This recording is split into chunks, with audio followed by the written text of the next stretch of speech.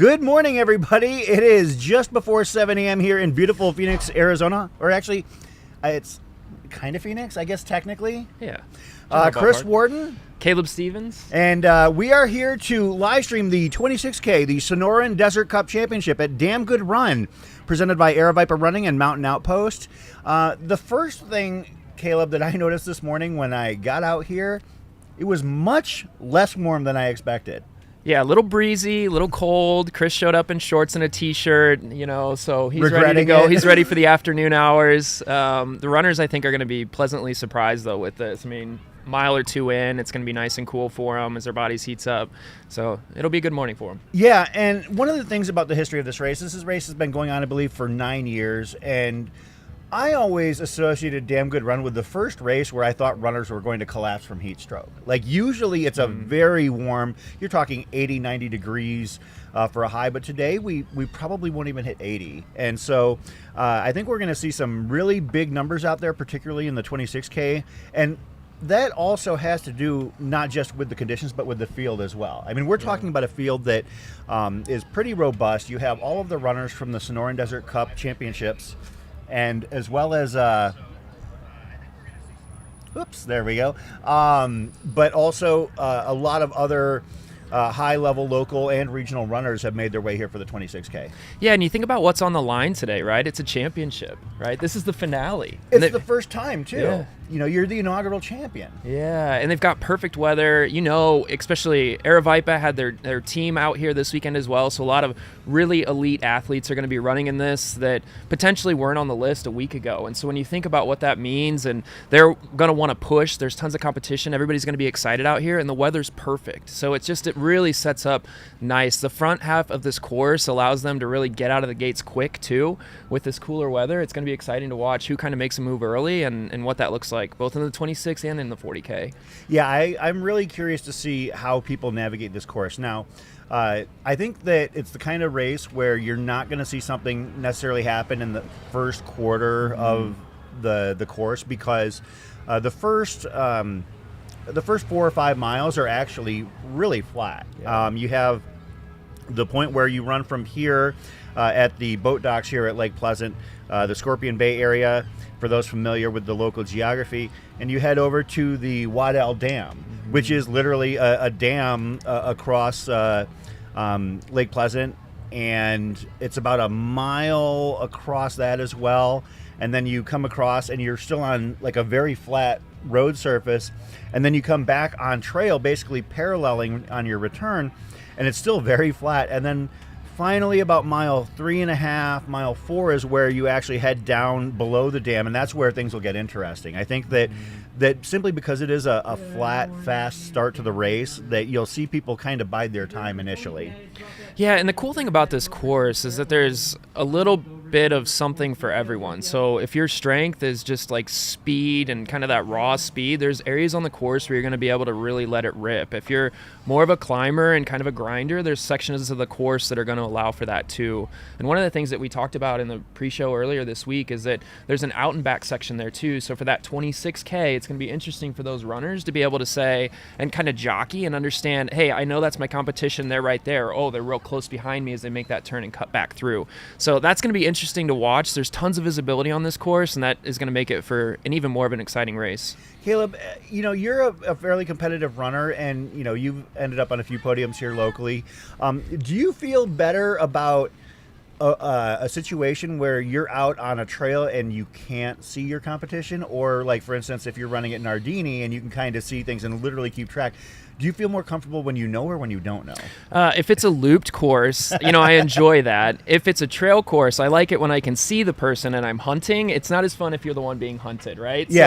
So that's it kind of depends on what's going on. But yeah, courses like this where you're ready to go and compete, it is nice to be able to see folks, right? Otherwise, in a longer race, you may be pulling out that live tracker to kind of see like, hey, who went through that aid station? How much room do I have? And so, yeah, super exciting stuff today. You can see some of the runners. This is the 40K lining up to get started. Is that Amy Sigler right there? I think it is. But these runners are actually going to be going a little bit extra, just short of a marathon for them today out here at Lake Pleasant. So when you are actually, either in a lead or in a podium position, are you a shoulder checker or like a perpetual shoulder checker when somebody you think is running you down? Or No, I try to if I get too much into where somebody is around me, then that can kind of spiral you out of control. So I try to really just stay focused on how I'm feeling, where I'm at. Maybe check in on the heart rate a little bit and just kind of keep that pedal to the metal as much as you can. You can see two members of the Air Viper racing team, Sierra DeGroff and Alyssa Jones. Mm-hmm. And I'll be curious, between the two of those, as a complete aside from the 26K, if I had to pick between the two of them, I think that Alyssa's probably more comfortable with running faster for a shorter period of time.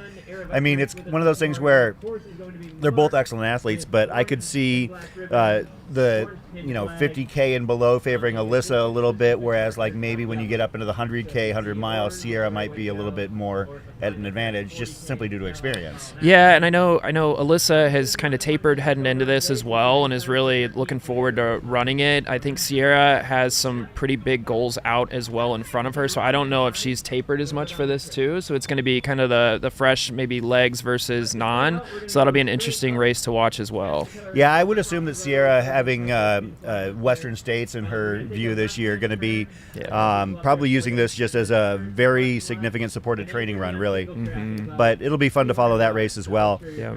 Of course, there are several distances here at Damn Good Run. You've got a 40K that's just taking off in a little bit, the 26K that we'll be covering and following. There's a 13K, which I've done, I want to say 5 or 6 times. Love that race. There's a 4K that goes across the dam and back, and then there's a 4 mile, and then a 2 mile that basically runs from where we're at to the dam and back. And that's usually populated with kids and grandmasters who were, out here to stay in the game. I will say there was a period of time where you saw the 2 mile dominated by usually whoever was timing, or maybe if they had a DJ out here, like some volunteers. So you would have some wicked fast times. I think that Skylar Hall has the record for the 2 mile race, because he was DJing and he actually basically set it up on a long track and went out and went back and got his 12-minute first place finish. My son actually won it one year, and when you run across, you can see where the finish line is. You can see the lake behind him. He ran and through the finish line and kept running all the way into the lake. He thought it would be fun to run in and jump into the water, but then he didn't realize how much further the water was. Yeah. So yeah, that's a good strategy. And one of the cool things too, Chris, is just watching. We've got such a great view of all the cars coming in, and to see the diversity within the community of different ages and people that are running different distances and whatnot is just absolutely awesome. I mean, it says a lot about the trail community that we have here. Absolutely. We're about 10 seconds from the start of the 40K. We'll catch this. Countdown from 5, 4, 3, 2, 1. Go get them 40K running. And they're off. Race director Aaron Barber sending everybody out. Is that Bryce Brooks in there as well? Did I see? Bryce is running. Oh, okay. So I would assume, if you're talking your favorites on the men's side, Bryce Brooks would have to be in the discussion. Mm-hmm. We'll see who the rest of the field is. But yeah, you can see Bryce Brooks, Alyssa Jones, Sierra DeGroff coming out at the front of the field.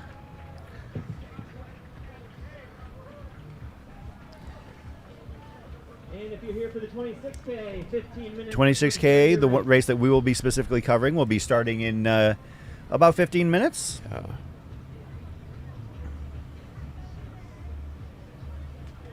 Robin asking, good question. If you want, you can. There is race day registration here for all the events. You'd be cutting it close for the 26K, but yeah, if you want to do the 13K 4 mile or 2 mile, yeah, you can come on out and we'll be here. Yeah, and what a better way to spend your Sunday, right? Yeah. This is it's beautiful, perfect weather out here today. Yeah, Robin, if you can make it out, Lake Pleasant is about 30 miles northwest of, I guess, the heart of Phoenix, I would say. Mm-hmm. An easy jaunt up I-17, then down 74. Traffic into the park can be a little bit frustrating at times, but I had smooth sailing getting in this morning. Yeah, of course, same. we were here fairly early, but of course, you can see, I love this shot here. One of my favorite things about being able to cover these races is being able to do so with the usage of drones, and to be able to show the the landscape of Arizona. I mean, look at the mountains in the background, and you can see.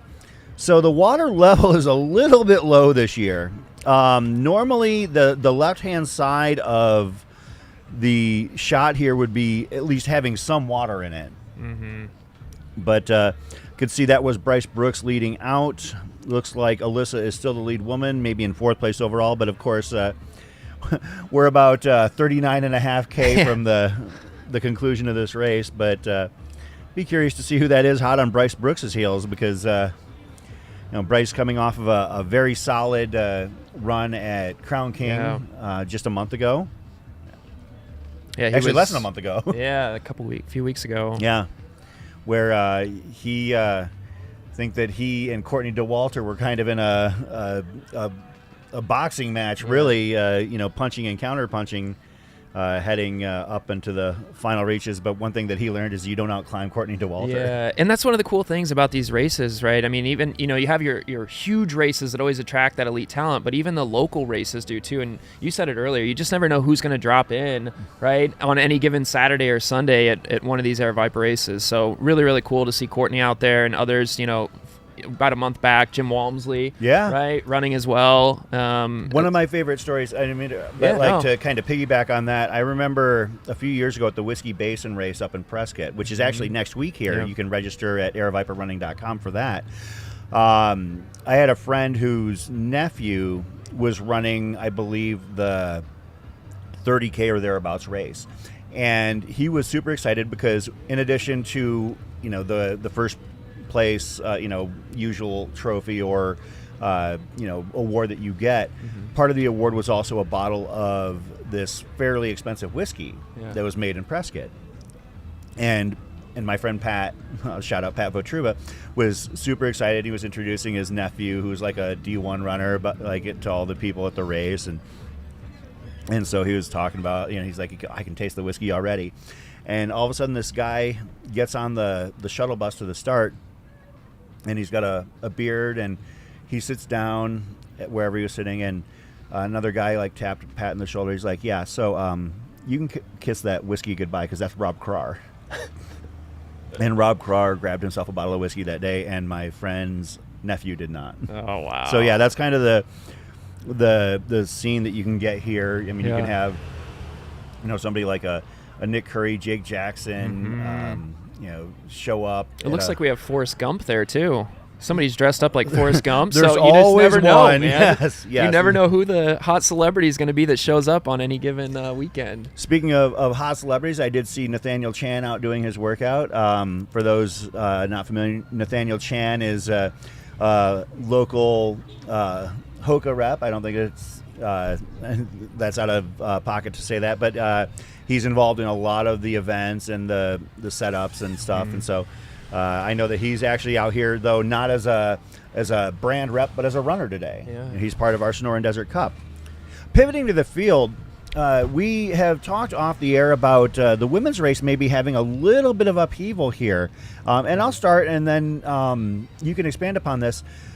First of all, bib number 1, Megan Kupras, we don't believe is here today and won't be showing up.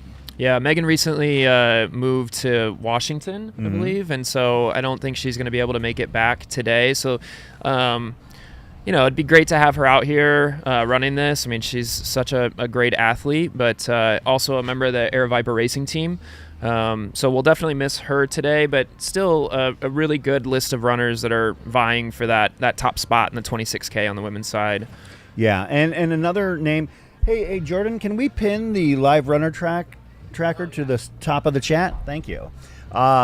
Is Elsa McDonald. Elsa, who is, at the very top of the sport, finishing at Western States on the podium.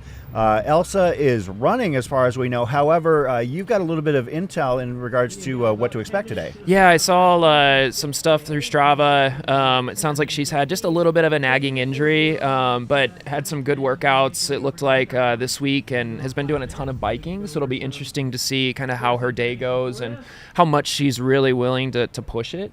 and what that looks like for her. So, yeah.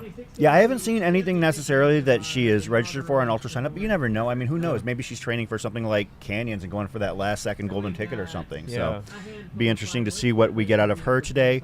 And I think with those two pieces of information in mind, with Megan Kupris not here and with Elsa McDonald potentially maybe playing it a little bit easier, I think that makes our prohibitive favorite in the women's race for the 26K, Nicole Hansen. Yeah, Nicole is such a stout runner, knows the trails obviously out here, Arizona native or lives in Arizona at least, right? So based out of Flagstaff. And is just also a member of the Air Viper racing team. So she may have a little bit of competition with Devin Nyhill, who kind of broke onto the scene about a month ago as well.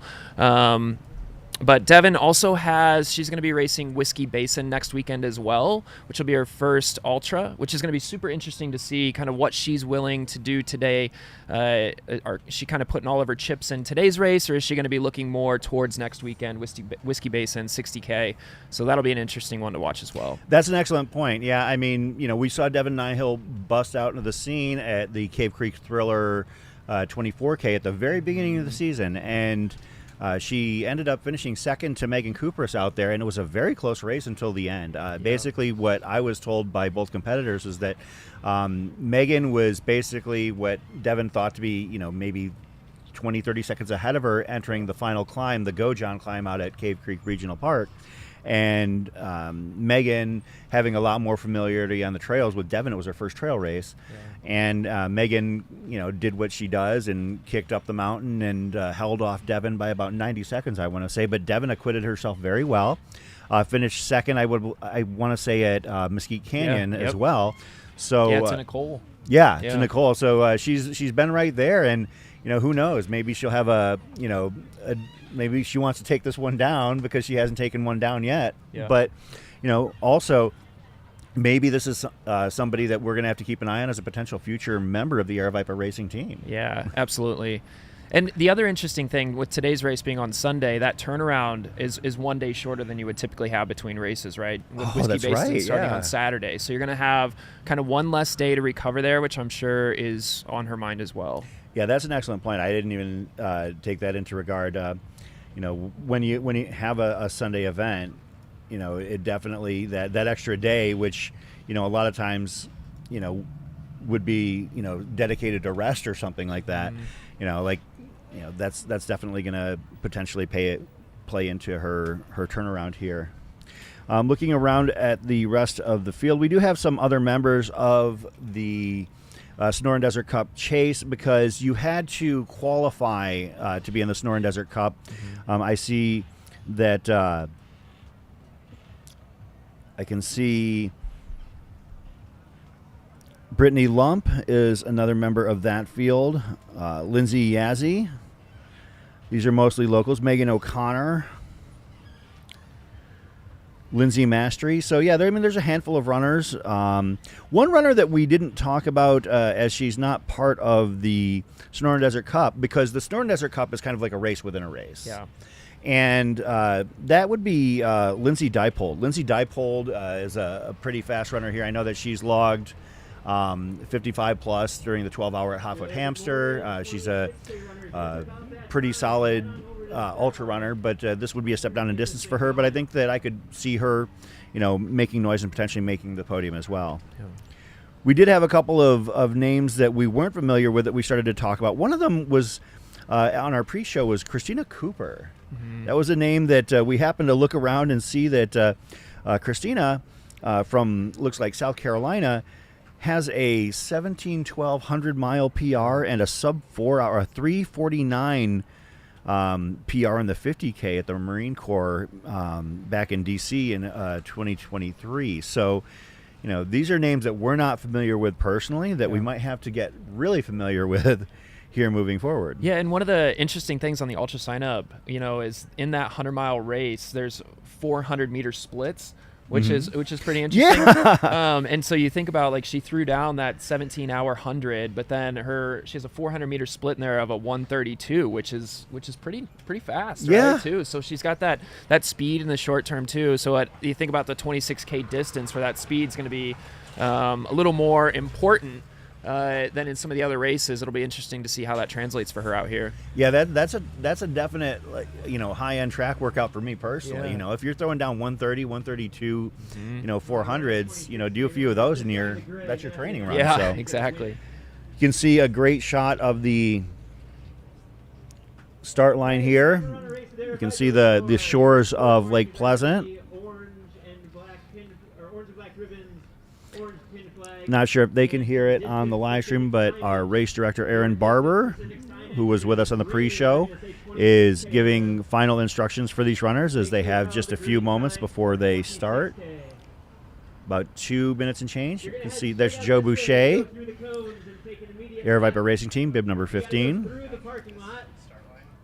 Chris, what's like the last thing that you think about before a race starts? On a race like this, it would basically be just getting done, Yeah. having a beverage. Yeah. Yeah. You can see Devin Sharps over there in his Air Viper Racing Team singlet as well, bib number 13. Then you're going to cross the dam. Yeah, a lot of speed in this field. The gentleman in the center with the black hat, kind of in the shade, that's Julian Couillou, who has won multiple events. There's Nicole Hansen. We talked about our prohibitive women's favorite. Ryan Kiwi in the center as well, in the black hat. Ryan has finished on the podium at events here before in the Sonoran Desert Cup. Yeah, and if Ryan, has a good day, he could definitely find himself on the podium here. I can see that. Even with a stacked field, he's a really good, solid runner. He's got some pretty good speed as well. Yeah, Ryan and his brother Ross are pretty stout local runners. They've got, both of them have top 10 type finishes in Hard Rock qualifiers and Western States qualifiers, and it's always fun to watch them go head to head. Ross isn't racing here today. I wish he was, because that would have been fun to see, but they don't tend to race at shorter stuff against one another. But here we go. You can see it's a lot of people at the start line area. There's Nicole, there's Joe, Nicole, and Julian. This will be the toughest field that Julian has faced so far. Now, Julian does have 3 wins in the series, but this might be another level for him. So, yeah, and one of the things that I just love right before a race is to look at kind of the faces of folks. How dialed in are they? Are they more kind of carefree and loose? Or are they, kind of uptight? And you can also see that out on the course, which is what those out and backs are so great for too. You can really get a read on your competitors of how they're feeling and kind of where their mental mindset is in the middle of a race, which is going to be super interesting. 30 seconds to go for you 26K runners. 30 seconds per the race director. I think that's Kyle Gallagher as well, the next to Devin. Good luck, guys. Oh, that's Jordan Bramblelet, I believe, in the white on white. Jordan Bramblelet actually was in golden ticket position at Black Canyon a few weeks ago. He's got to be the favorite today, I would think, in the men's race. 4, 3, 2, 1. Go get him 26K. And they're off. The 26K, the Sonoran Desert Cup Championship, has begun here at Lake Pleasant Regional Park. There go the runners. Really fast pace out the gate. Julian leading out, Jordan Bramblelet right behind. I believe that's Kyle Gallagher. Devin Sharps. First woman I see is Nicole Hansen.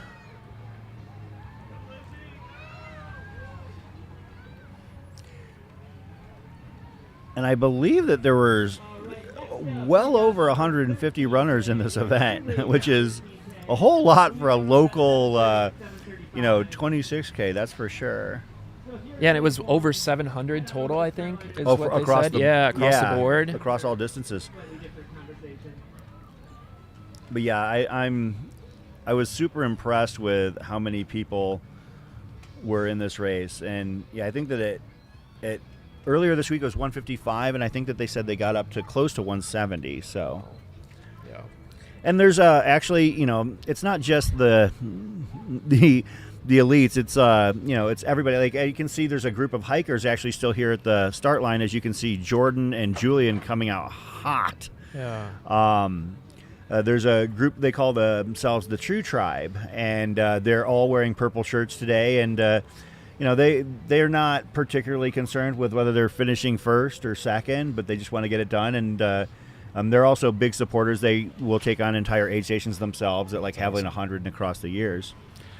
Yeah, groups like that are really the heartbeat of the sport, we watch this and we see elites that go out and they're shot out of a cannon, and it's super exciting to watch.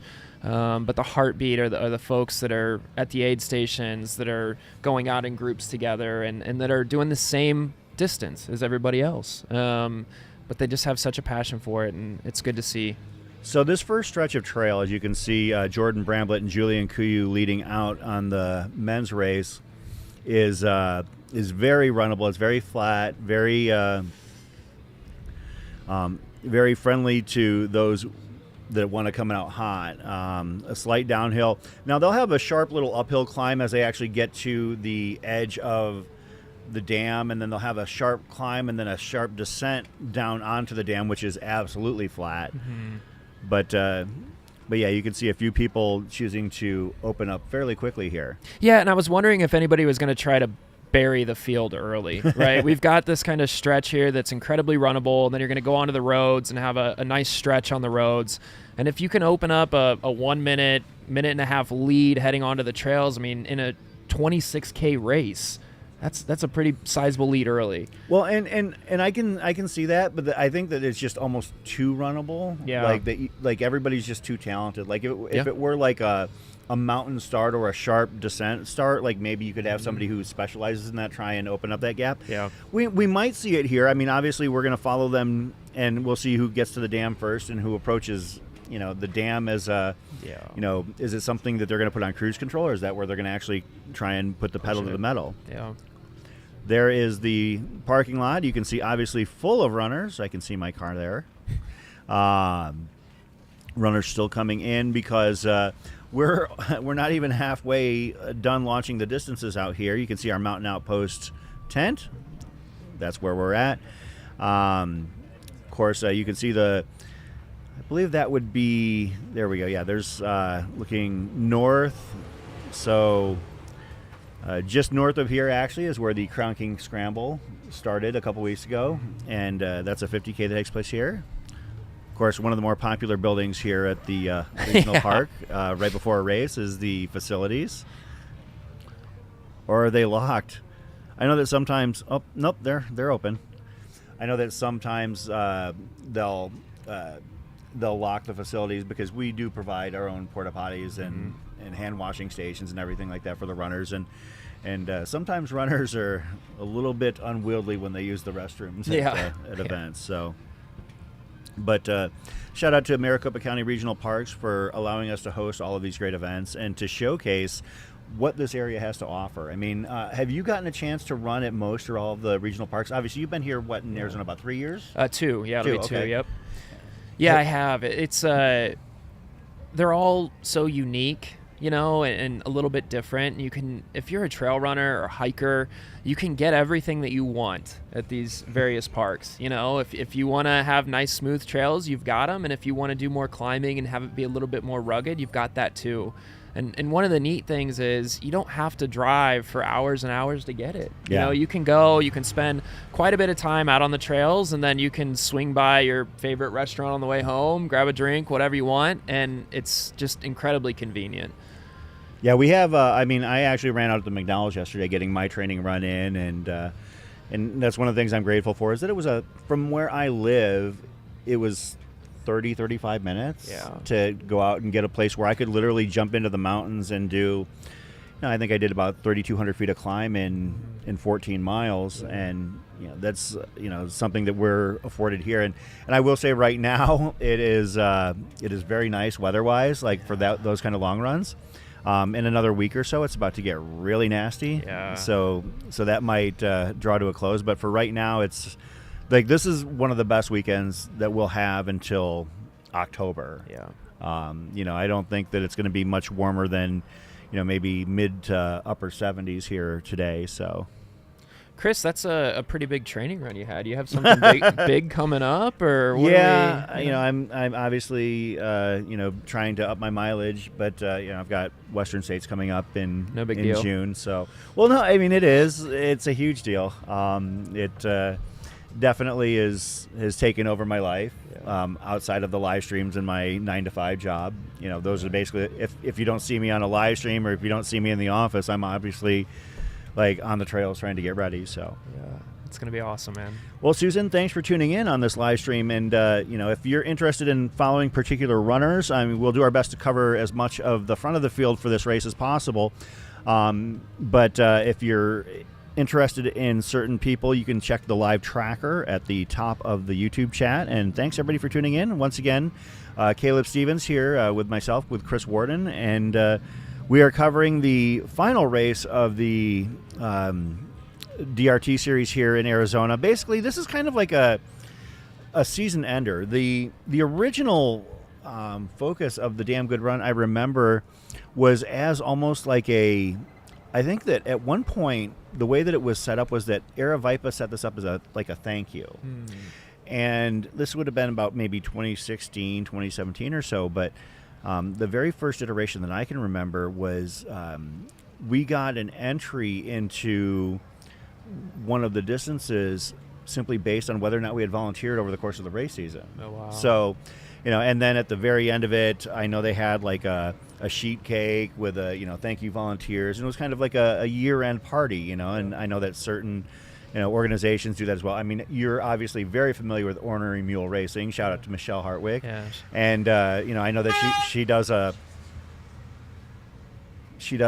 event like that as well for her volunteers out there, because in addition to the mid and back of the packers being the lifeblood of these events, the volunteers really make it go as well. Yeah, Chris, as you've seen these races grow, I mean, this has to be cool for you as well, right? I mean, we've got 700 runners across the races today. You look at the parking lot, we've seen the constant flow of cars coming in. As that evolution has happened, I mean, how special has that been to watch? It is wild. Yeah. I can't believe, Caleb, to see where it is now versus where it was. I mean, seeing some of these races, like, for instance, Black Canyon, I didn't go to the first iteration, but it only had 42 finishers. Yeah, and wow. Nowadays, you're talking over the course of 2 days, 1,500 runners, and that's like basically 10 years of evolution. It's not like it's something that's gone on forever. I used to, think of a quote smaller race here being like maybe 100 or less than 100, and nowadays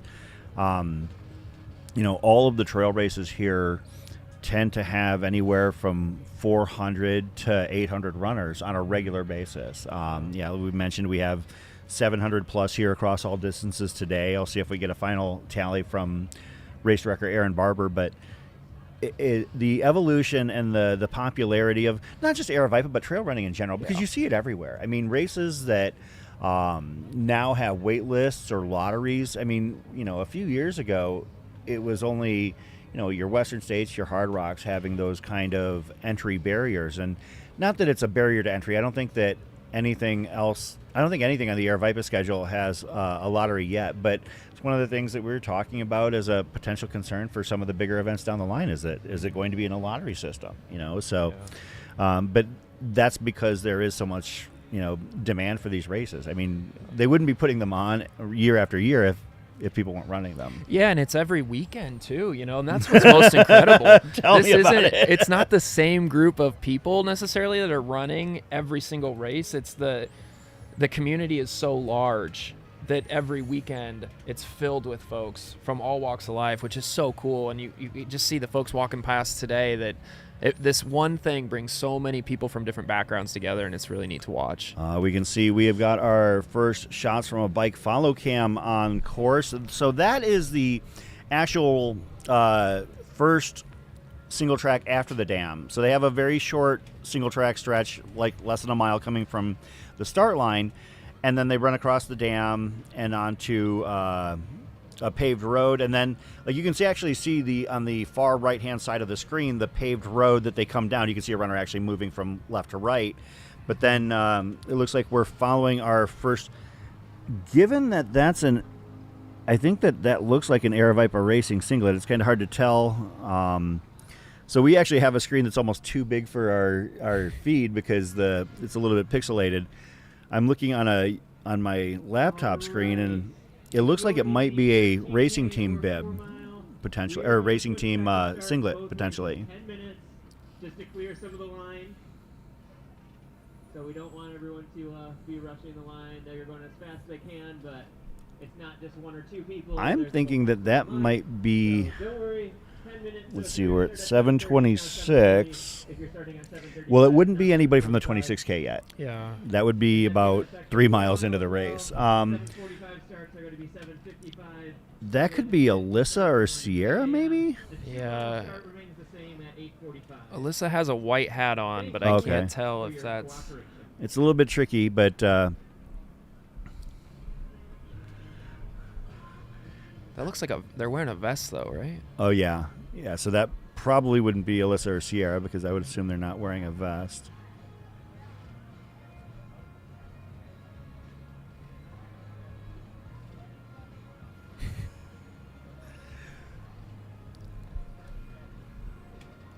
We're a couple minutes away from our next start here at Lake Pleasant Regional Park. That is going to be the 13K, which takes off at 7:40, so about 13 minutes. You can see some of the runners here at around us starting to get in. Still a little bit of traffic filtering in.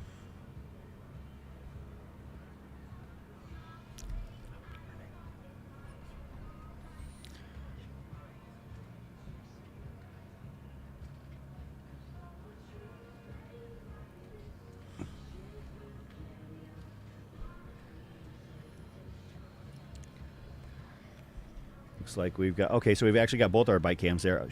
Thank you very much, Jordan. I love this shot right here. It just kind of shows the buzz and the energy. Like, look how many people there are here for this race. Like, Yeah, and look at this setup. You know, it's we're actually a little bit isolated. You can see us in the red tent at the top of the screen. You can see us waving right here.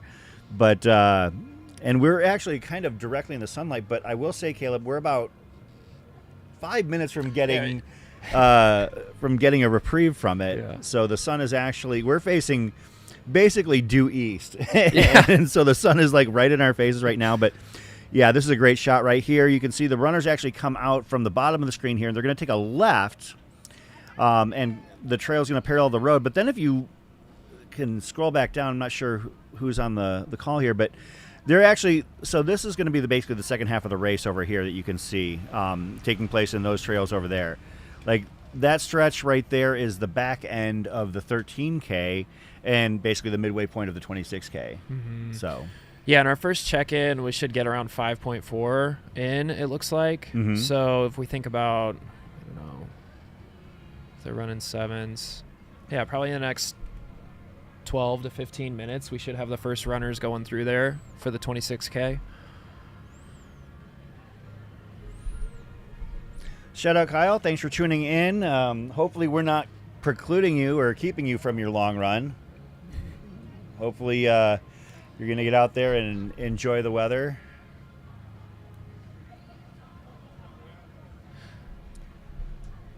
You know, whenever I watch the live streams, that's one of the things. It's I always think I'm going to have a nice cup of coffee here. I'm going to have a little breakfast. I'm going to watch this, and then I'm going to go do my run, and I'm going to turn it off. And I always end up watching until the very end and then having to run my long run in the heat of the Arizona day.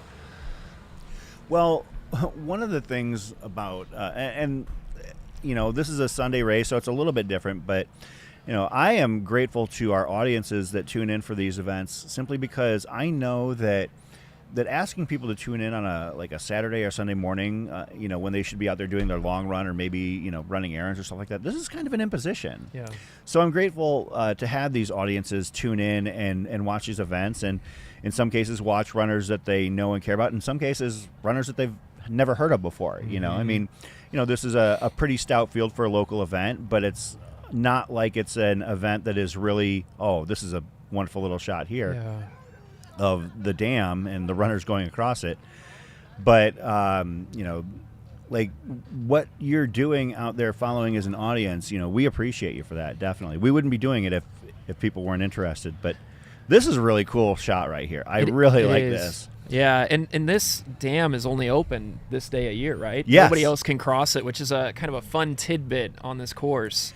And actually, even like today, only the runners are allowed to cross. We actually have security at the ends of the dam to make sure that only runners are going across it. So, because really, if you keep on going out on that road that leads to the dam, it's open because of the because of the access that we have. So, we had to make sure that it is controlled access. But yeah, you can see as they come off of the dam, it kind of it's not as flat as it looks over there on the other side. It is kind of gently sloping uphill, but then it turns to go further to the east, which is left on your screen right here, and then they come back on trails that parallel the road that they're running on the dam, and then they actually head down into the area below the dam, which is where the race really begins, in my opinion. Yeah,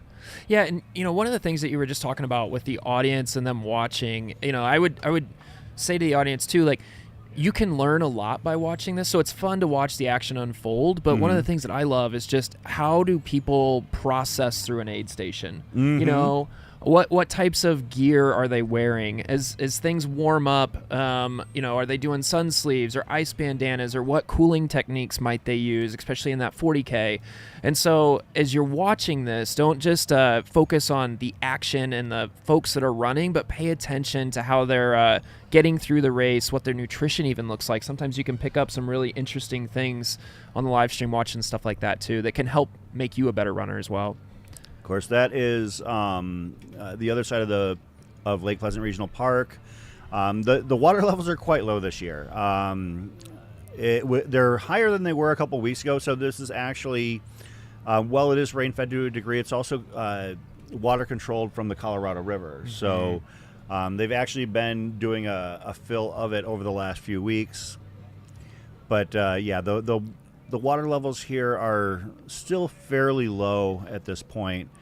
There is one point on the Crown King Scramble course, which we ran a couple weeks ago, where about mile 3, there's a bridge over the lake, over a portion of the lake on an inlet, and it was completely dry. And that was actually a shock. But yeah, so Lake Pleasant is one of the more popular areas for boating and water recreation here in Arizona, actually in the entire state. I mean, outside of Lake Mead and that area and Havasu, you're probably talking Lake Pleasant being the place. As you can see, we are in that red tent. You can see all of the people getting ready to take off for the 13K in about 6 minutes.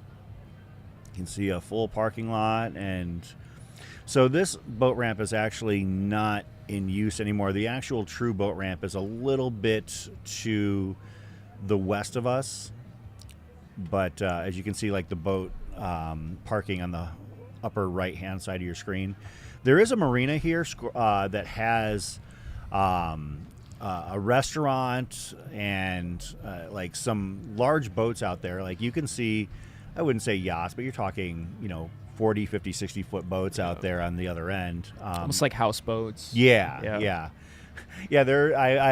I've met people that live out there on those houseboats. So,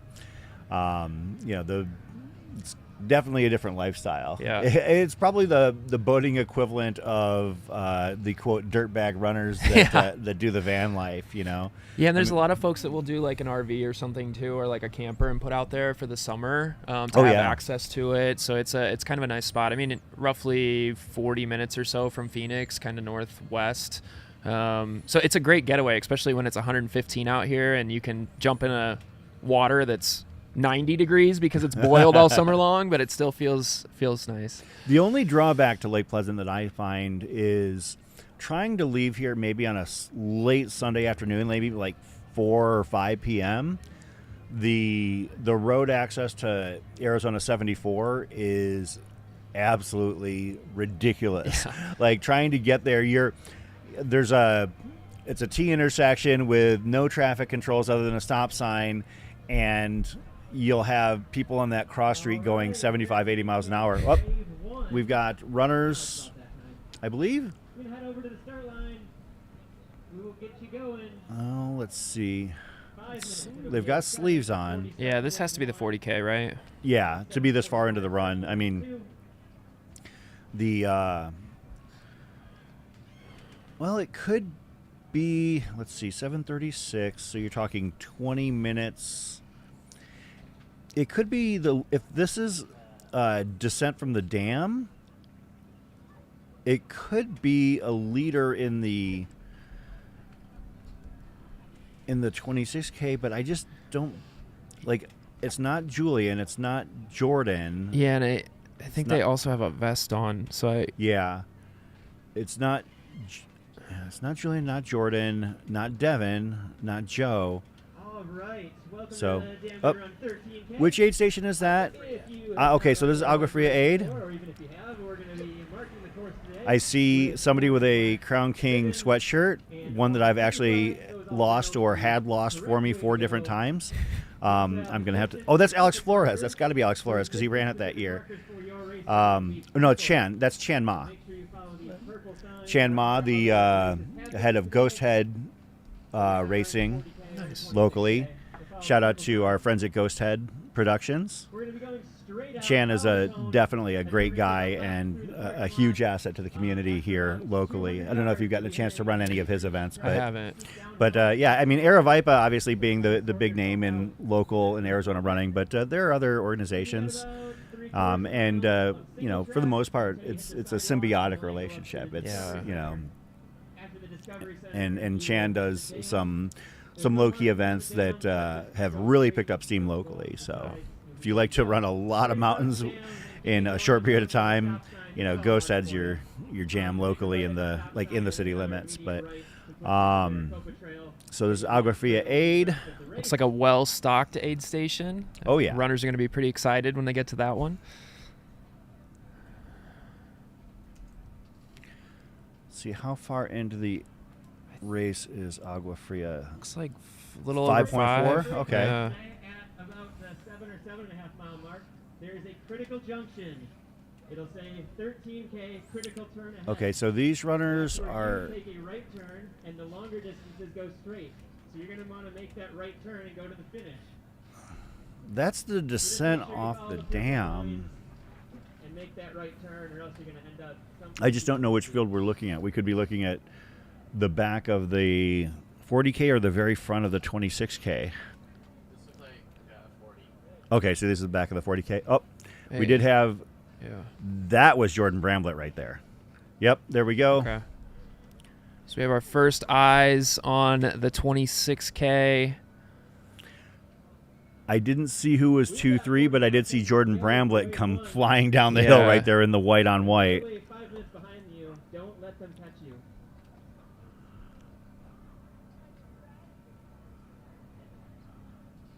Yeah, so last year, Jordan beat Nick Curry by almost 4 minutes at the 40K. That's a pretty stout thing to Yeah. say. Yeah. Anytime you beat Nick Curry at all, Yeah. it's pretty impressive. But to lay several minutes on him in a sub ultra is really impressive. Yeah. 10 seconds. As you can, our 13K is just getting ready to get started here locally. 5, 4, 3, 2, 1. Go get him 13K. Wave 1. Wow, look at that. Out there. Okay, so this is our 13K, and apparently this is just wave 1 of the 13K. I guess there's a multiple wave for this race. Wow. Yeah, this is what local Aravaipa races look like here. On course, run right over it. We want to get your times.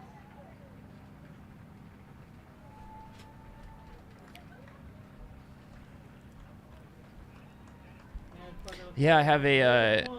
All right, a good friend and coworker that's running the 13K today, Wendy Sackman, and Oh, nice. Wendy's got just a cool story. Just started hiking about a year ago and just has kind of fallen in love with it, and then is now hooked into the Aravaipa community. Loves coming out for the races. Does a lot of the shorter distances, but it's so exciting. You know, the way that the trail community has really kind of changed her life too, of wanting to go out. Now she's doing hikes on the weekends and going up climbing mountains and all sorts of stuff, and it's just so cool to see. That's awesome. I can see.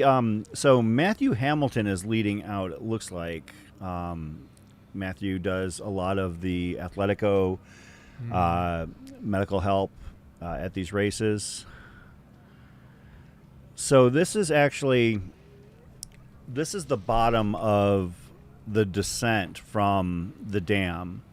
There's a nice little stretch where you run into what would be an overflow area, and it's very rolling, as you can see, but it's a little bit chunky. But this is actually one of my favorite portions of the course in the 13K. Now, the 13 and the 26K both run on the same course for a significant portion of the first half of the race. Yeah, and this goes to what we were talking about earlier with the diversity of the course, right? So we've seen several shots of that flat and fast, and now you're starting to see a little bit more of the true kind of trail sections that will challenge runners throughout the day.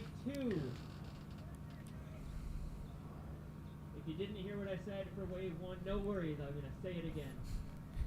So your course is going to be marked with orange and black ribbons.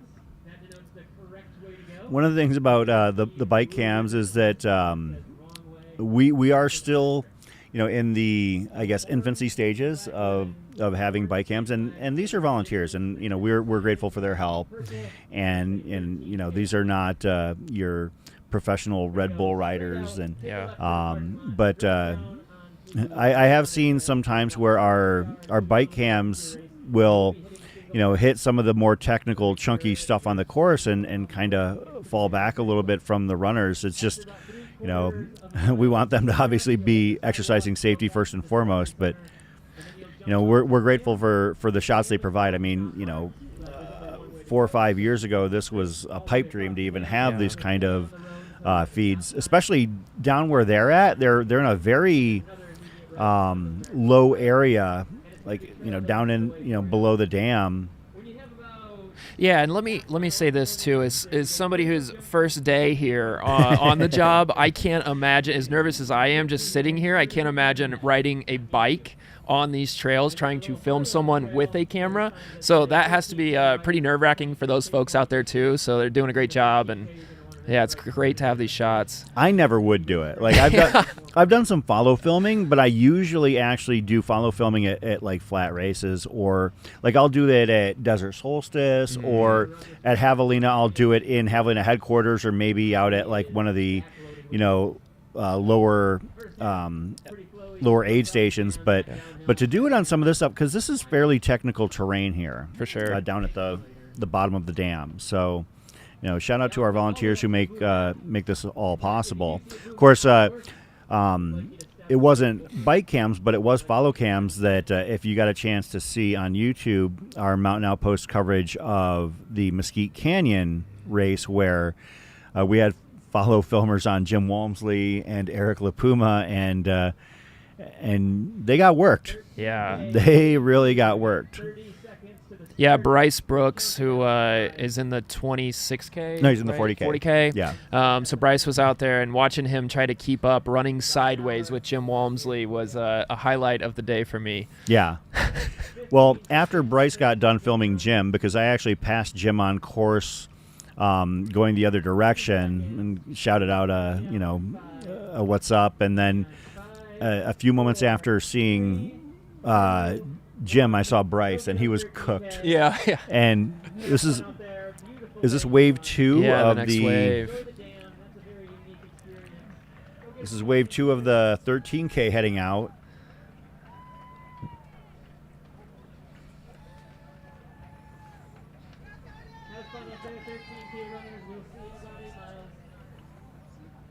Someone named Tony has some good crowd support early. Yeah. Much love for Tony.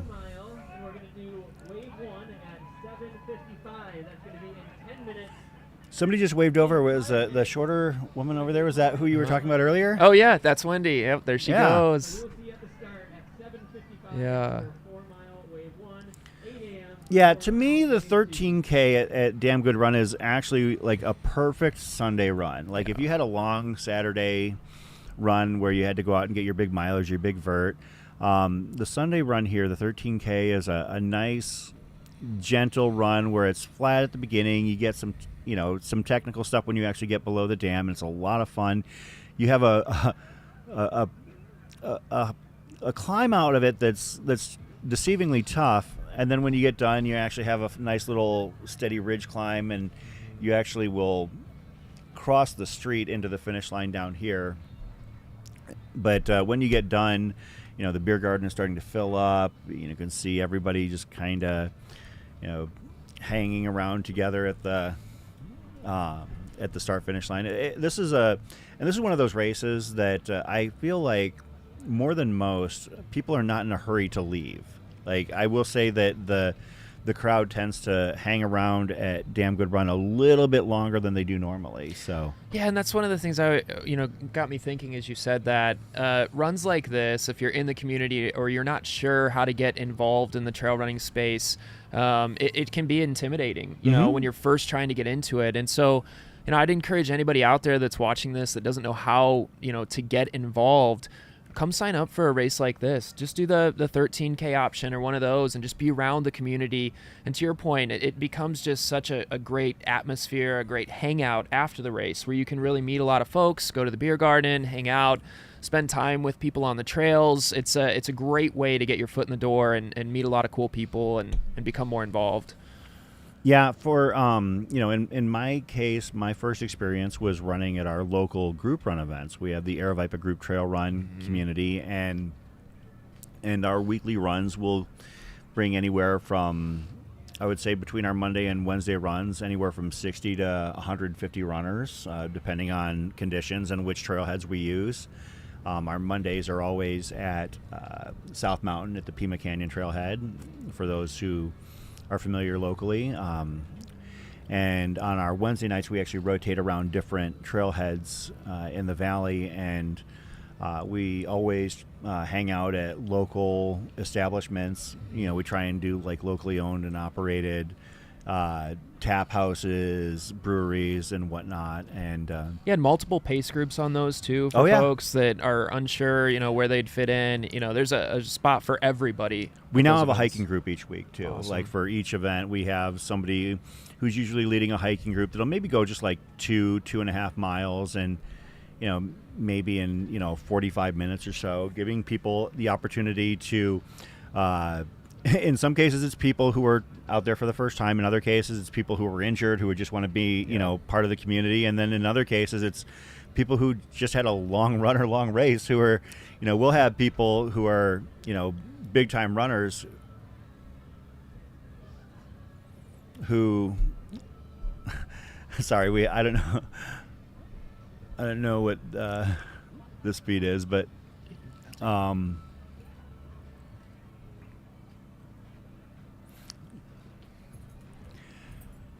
but we'll have, people, just drop into our runs. Also they're traveling. Like, for instance, we have a couple people who come here for work, maybe 1 week a month, and they're, out joining us on the trails every week as well. Yeah, that's a great point. If you're coming out to the Phoenix area, check out when the group runs are. If you don't know the trails, if you're unsure, and especially in the summertime when it's a little bit warmer and it's not always the best idea to be out there alone, check out, see when there's a group run, get signed up, and let other people kind of guide you through the trails. That's a great idea. Or vacations, any of that stuff. Interestingly, we actually probably get more buy-in and more attendance during the summer than we do during the winter.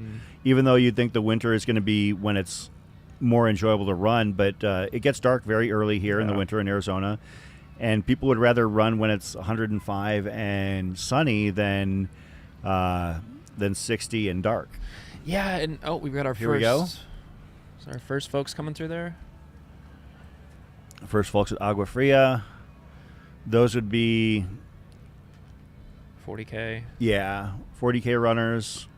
Of course, the lead of the pack often kind of zips through those first aid stations. When you're running a race like this, maybe that's like 20, 25 miles, and the aid stations are about 5 miles apart, do you tend to stop at the first aid station, or do you tend to just kind of fly through it? Yeah, I'll try to kind of go through the first one.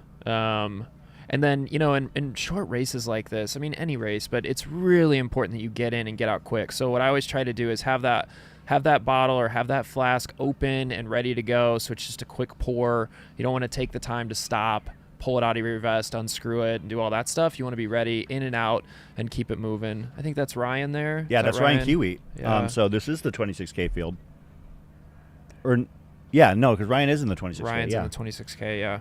So we have had our lead men through. We'll see if we can get intel on. Okay, so your first, looks like we've had our first 8 or 9 men through. Jordan Bramblelet, Michael Tom Cheney in second, Julian Kuyu in third, Kyle Gallagher in fourth, Kurt Houghton in fifth, Devin Sharps in sixth, Dan Watson in seventh, Matt Dorsey in eighth, Ryan Kiewit in ninth. And we'll hopefully be able to. Jordan, can we keep it here while we catch the lead of the women's field come through? Awesome. Thank you, buddy. Yeah, and I think those top 3 are really, if you had to put your money on it, you would probably put it on those top 3, right? Not surprised to see those 3 out in front, all fairly close together.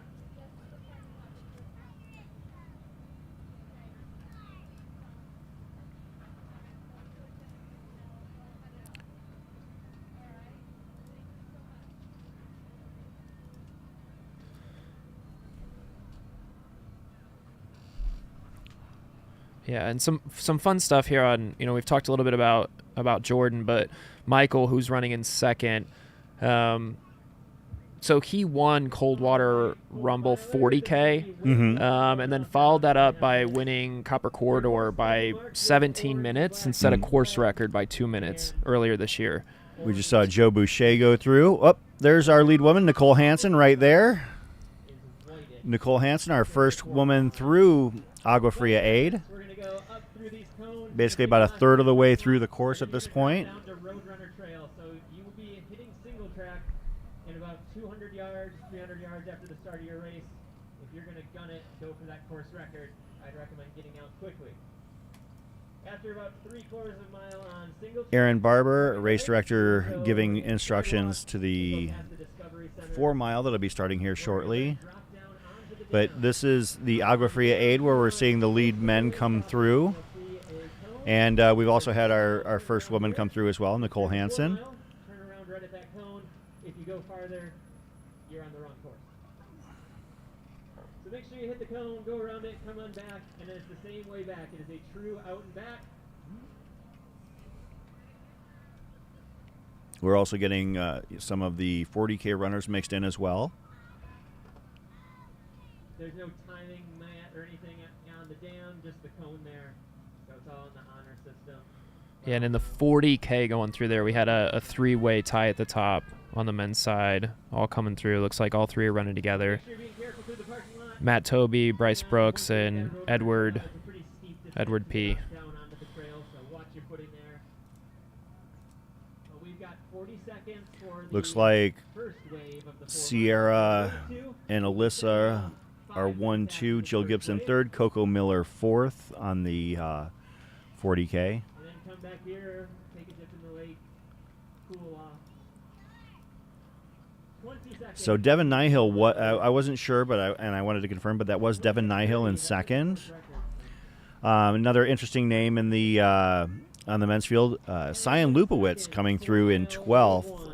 Cyan is much more well-versed in the 100K, 100-mile distances. He's won Old Pueblo 50-mile multiple times. He has, I believe, his 100-mile PR is just under 16 hours. And former member of the Air Viper racing team, but from down in Tucson. But we'll see if he's taking it nice and easy. He and Jake Jackson had themselves a dogfight at Mesquite Canyon 50-miler last month. And punch and counter punch that Jake came out on top of, but they were switching off the lead throughout the race. 8 a.m. start. Chris getting a bunch of shout-outs from the 4-milers as they're coming through. So that's Trent Collicott, one of my best friends, and Lisa Pizzoni with him, and Lisa is going to be on my crew at Western States. Oh, so. amazing. Yeah, so the 4-miler just kicked off. I saw Mr. Trail Gangsters himself, also on the Air Viper Racing team. Rory Moynihan just went through. Is he racing today? Yeah, he's in the 4. Okay. Yeah, I know that Rory has had a long, hard road back from some injury issues, and so I'm glad to see him out here. Yeah. I saw him walking around earlier. I didn't realize that he was on that start line, but you can see runners continuing to pour through Agua Fria Aid. That is the first aid station that runners on the longer distances encounter. There's actually a water station that the 4-milers and 2-milers will hit. It's basically about a mile out, right before they go to the dam. Not many people use that in the 4-mile, obviously, because it's just a water fill, and most people are well prepared enough to carry at least like I mean, for that you probably need just a handheld or maybe a half full bladder on a backpack. So. You know, it'd be interesting if this was a beer 4-miler. You know, that may be a thought for next year. Oh boy. Well, you know, there are people in the community that you just don't want to give ideas to. There was a resurrected beer mile at an event here recently, post race at Crown King. I didn't participate. Apparently, everybody thought AJW and I were going to go out and participate in this beer mile, but when everybody was getting it together, we kind of went and hid so nobody would pressure us. So this is the lead up to Agua Fria Aid. You've come off of the trail here. You've come off of the long descent from the dam, and you're on a road. You're only on paved road for maybe a quarter of a mile at the bottom of the dam. But then, yeah, you come over here and into the aid station. So you hit the sidewalk up by the Discovery Center. I do remember one year when I was running the 13K where coming into Agua Fria Aid, there was a carcass of a rattlesnake across the the road, and it was a very fresh one. And I don't know what happened there, but it did, and it was kind of like on the edge of the road, so you kind of freak out a little bit, and you give it a wide berth. But then when I realized it was not alive, I could actually exhale. Yeah, that's one of the things, if you're going to come out here and run, that you have to get used to. And I've been here for 2 years and I'm still not used to it, but you're just out for a run and you see these giant snakes slithering across the trail. That takes a little bit of, time to adjust to. So I actually have, maybe it's not a common view on the snakes. I mean, I like seeing them as long as I see them with enough distance that I'm not like right on top of them, because I've had that happen where I've been like running and all of a sudden I turn a corner and I turn around and I realize that I was probably 2 feet from stepping on one, and that's not fun. But like if I'm coming over a hill, and I see one from like 15, 20 feet away, I think that they're beautiful creatures, and I'll pull out my camera and take pictures. But yeah, sometimes when you're you're running and all of a sudden you come across them unexpectedly and they don't realize it, and all of a sudden they get into defensive pose. That's no fun. Yeah. But like when they're just kind of hanging out, or a lot of times you'll see them sunning themselves on rocks out in the desert. You might see a little bit of that today. I think it was a little bit cool this morning, but at this point, you might see a few out there. It's definitely becoming snake season. I haven't seen one yet, but this is the time of the year where they start coming out. Okay, so they're at the very bottom. I love this little area here. It almost feels like you're, not in Arizona for a few minutes, especially when it's more water. There's barely any water down there at the bottom, but this is the last part of the actual bottom of the course. And then shortly after this, they're actually going to take a left here up on the trail, and they're going to start their climb. They're actually going to come out of this lower area, climb up a short hill to get on the road, and then the road itself is going to become a pretty steep hill, and they're only on it again for maybe quarter to a half mile, and then they'll actually take a left and go back onto single track for an extended period of time. It's just basically the road basically just connects them to like one trail to another. So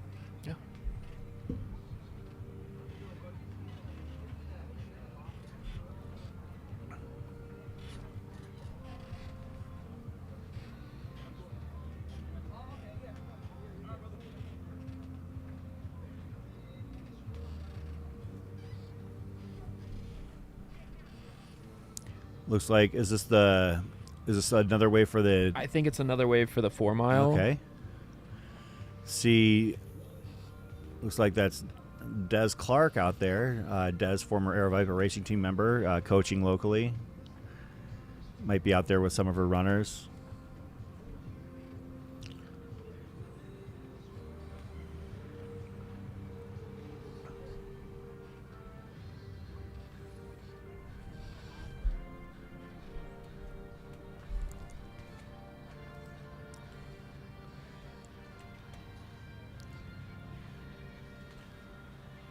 So looking at the field, we do have our first, just almost, I think we're through F8, hitting Agua Fria Aid. As we mentioned, Nicole Hansen, Devin Nyhill, 1-2.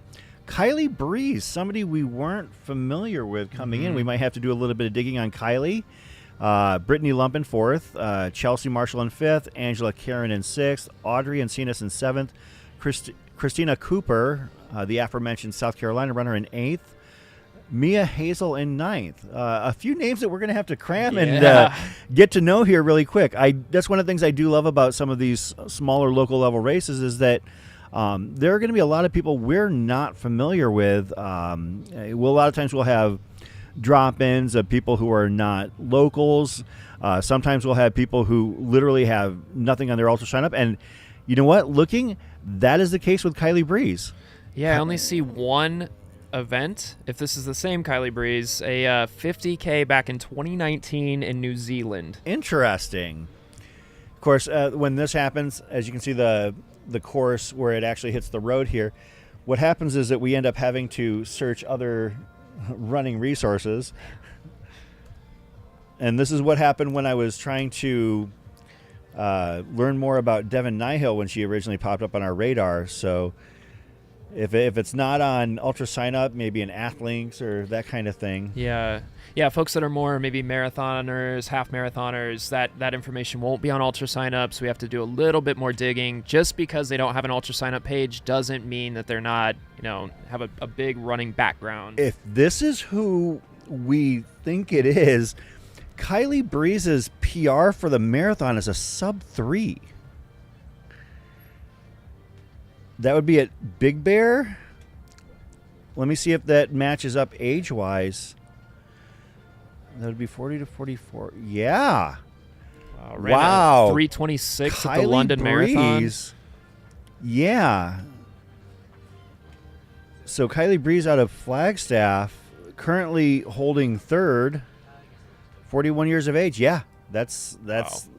So we found ourselves somebody who snuck in with a 2:59.12 at Big Bear in 2023. That's pretty quick. Yeah, 3:26 at London. So somebody we're going to be keeping an eye on in the second half of this race for sure. Kylie Breeze.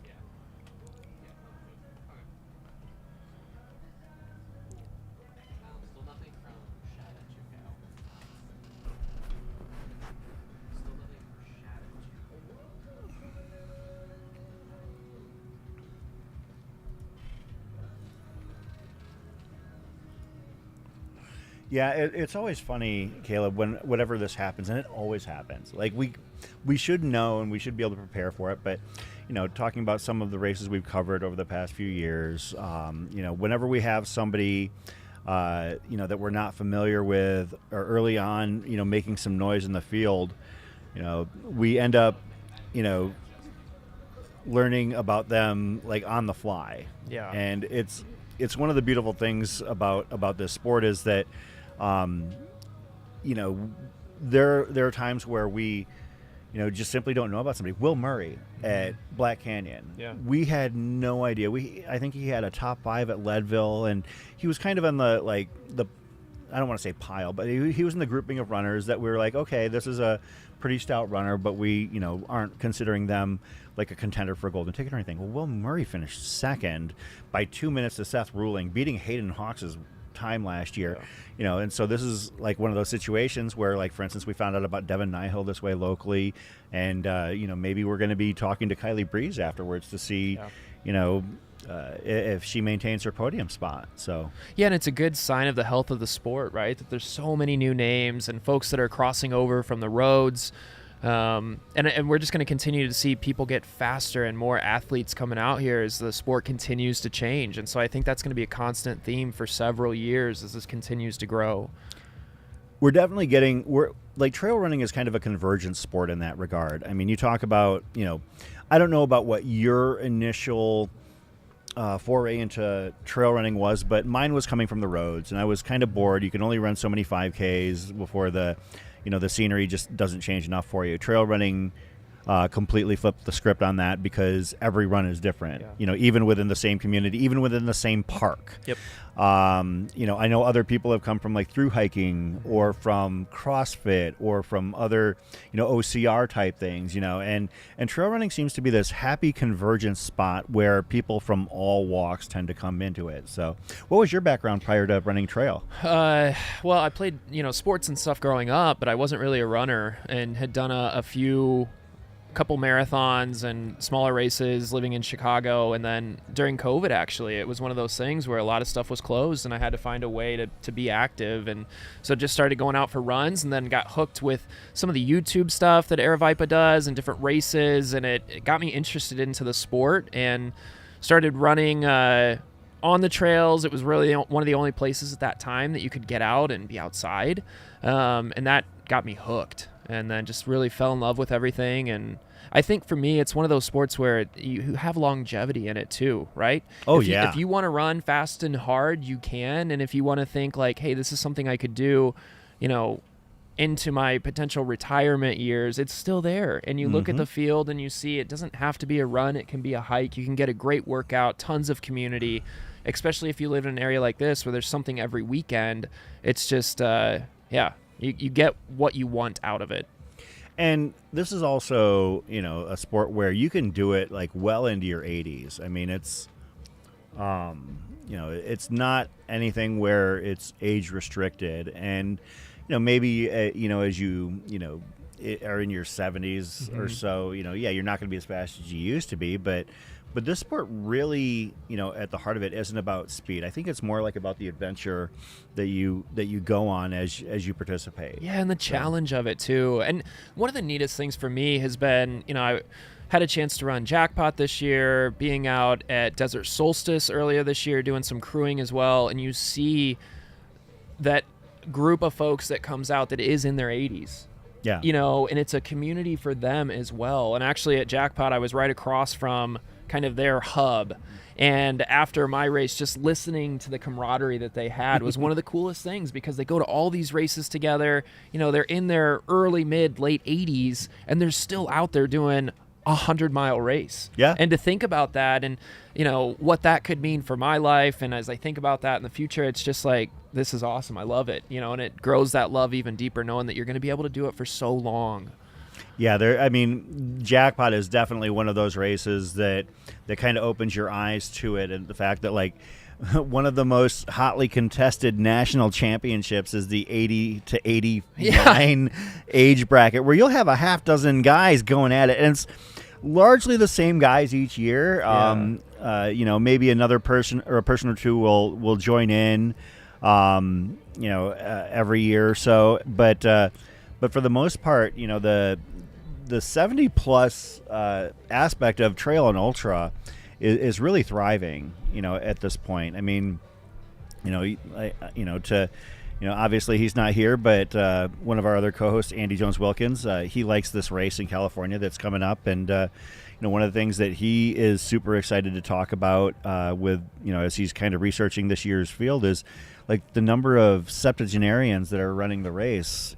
So there's like 6 or 7 individuals above the age of 70 that are running Western States this year. And I would venture a guess, like if I were to go and see like how many people across the distances we're running today that are, 70 plus, I have no doubt that it would be at least double digits, which is a lot. I mean, to have that many people out on the trails at that age, it's really inspiring and gives me hope. When my son first started trail running, he was about 8 years old, and we had a friend. He's still around and kicking and runs with groups. His name is Bill Graves. And Bill Graves, oh, shoot, his birthday's this week. So he'll be turning 83, I think. But, yeah, that would track because he's literally 65 years older than my son. And so, like, I use that as an example to my son that, you know, Bill is out here and he's 65 years older than you. He's literally like a life into retirement older than you, and he's still out here doing it. And so that's one of the things that I impressed upon my kid, you know, more so than like, you know, watching him compete or race or anything like that. It's more, I want him to get out and enjoy what the sport has to offer, you know? Yeah, and don't get overwhelmed by watching folks go fast or go far. You know, Cocodona's coming up, and that can be like this mindset of, I could never do that. Well, I think a lot of people can. You just have to take those first steps, come out to a race like this, do the 4-miler, do the 13K, and just kind of start moving. And you'll be amazed, you know, how fast your body will change and adapt if you can just stay consistent with that. We haven't had anybody in either race hit 2 cow yet. 2 cow would be mile 10.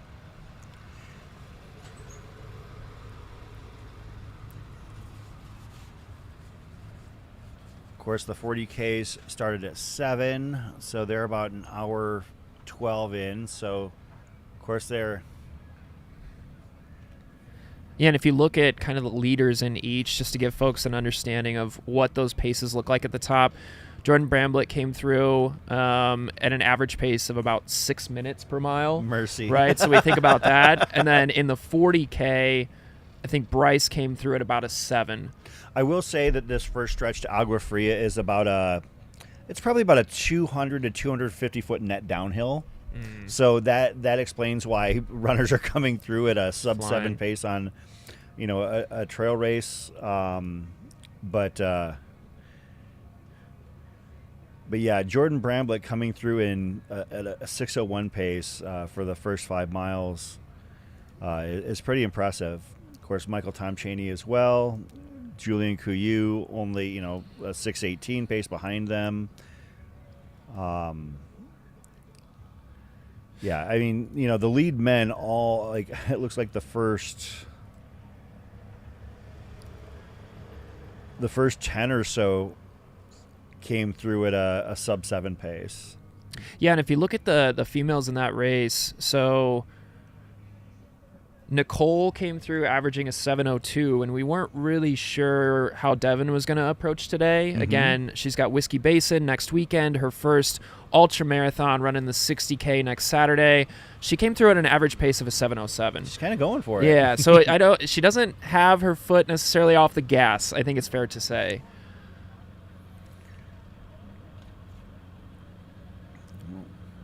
Well, I guess if you're going to pay to run a race, you may as well. Yeah, you might. Yeah, you may as well go for it. I mean, I like to do races as you know, as events with already having training or aid stations in place as for training runs, but to replicate race day conditions. But yeah, no, it looks like Devin came here to do work. Yeah. So as we mentioned, Kylie Breeze, currently our 3rd place woman. Brittany Lump, no stranger to the circuit here, having, I believe, raced all of the circuit here this season. Can we pull this down? Oh, no, good point. I was just asking our producer if we could pull the shade down behind us because, of course, we were freezing about 2 hours ago, but now we're warm, and I wanted. Oh, there we go with some runners coming through. Nah, it's all good.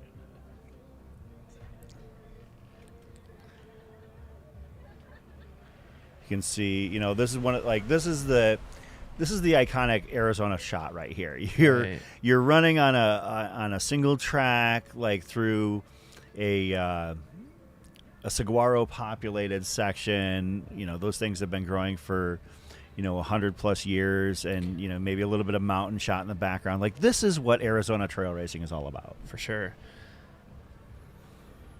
Yeah, and an interesting fact on the saguaros, at least I thought it was when I moved out here, for those things to start to have the arms, they have to be, I think, 60 or 70 years old just for the arms to grow. So as you see some of these with very, very long arms, know that those things have been there for a very long time. Oh, yeah. Like, yeah, most of these, I think that for a saguaro to hit 10 feet, the estimated average growth rate is like it's 80 years or something like that. So it's crazy. You know, when you see some of these that are, 10, 15 feet or more, they're, well in excess of 100 years old.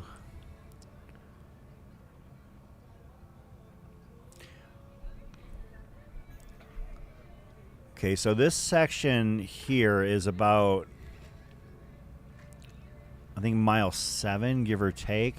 So this is the last little stretch of the 13K. You will run down into a little bit of a lower area, and you climb up the other side of this little drop, maybe about 200 to 300 foot descent. You climb back out the other side. There's a couple of steep, punchy parts on the other side. One is kind of like a road, a gravel road that's fallen into disrepair. It's a little bit chunky. And then from there, the 13K is actually pretty much done. They'll come up actually just from where we can see them. But the 26Kers will actually keep going off into the out and back section of the park. Yeah, and you would think those 40Kers would be coming through that next checkpoint here pretty soon. I see our friend Jeff Garmeyer has entered the chat. Shout out to Jeff. I was a guest on the Free Outside Pod this week, and we had a great discussion. Jeff is one of the funniest people in the trail and ultra running scene, in my opinion. But we didn't really talk about funny stuff. We just talked about trail running and life, and about the community, and that's one of the things that Jeff might come across as a little bit of a goofball sometimes. At least that's how I first interpreted him. But he's a very conscientious guy, and if you're not familiar with the Free Outside podcast, give it a shot. Mm-hmm. Also, shameless plug, because I was on it this week. Yeah. So this is the start of the small climbing section that actually finishes the 13K, and then basically signifies the halfway point for the 26K.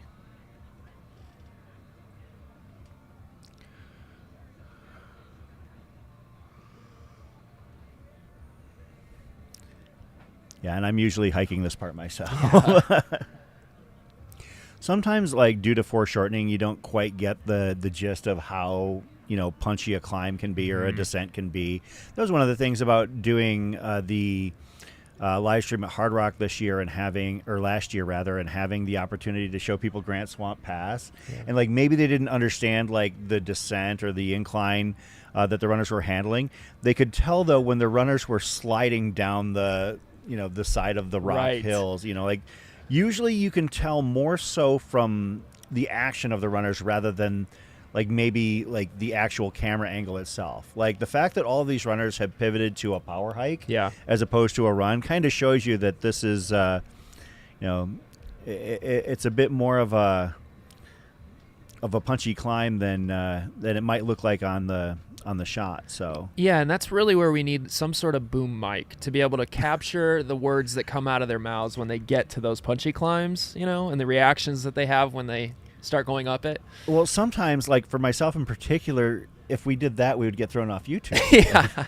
Nobody needs to hear what I'm saying on climbs when I'm doing them. So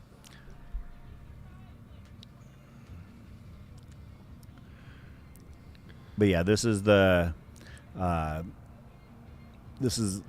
perfect example of Arizona trail running. Again, you see the saguaros off to the side.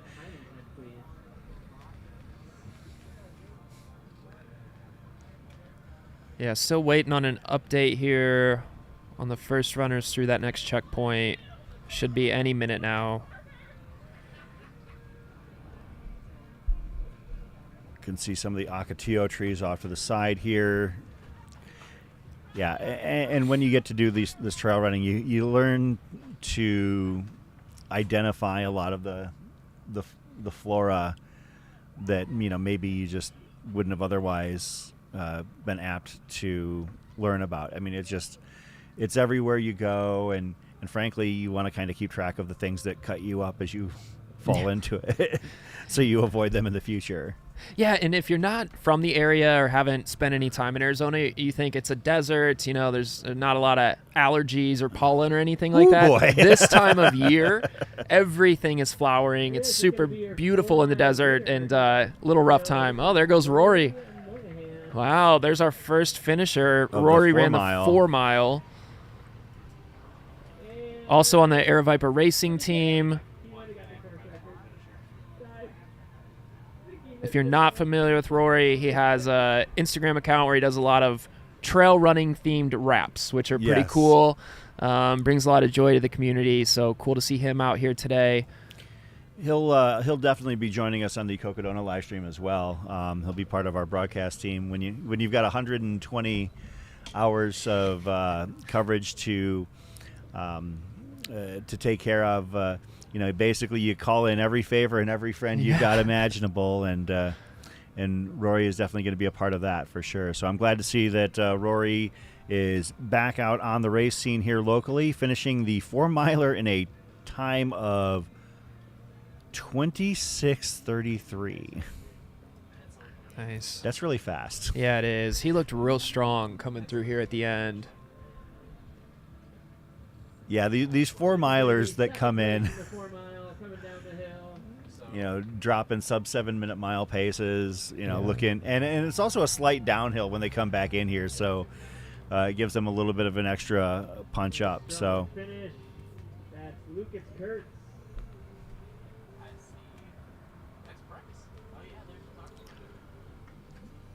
Shout out Lucas Kurtz, our second place finisher in the 4 mile.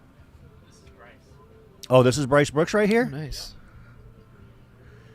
So Bryce is actually going to be pacing me at Western States. Oh, wow. So he better keep himself in good shape here, because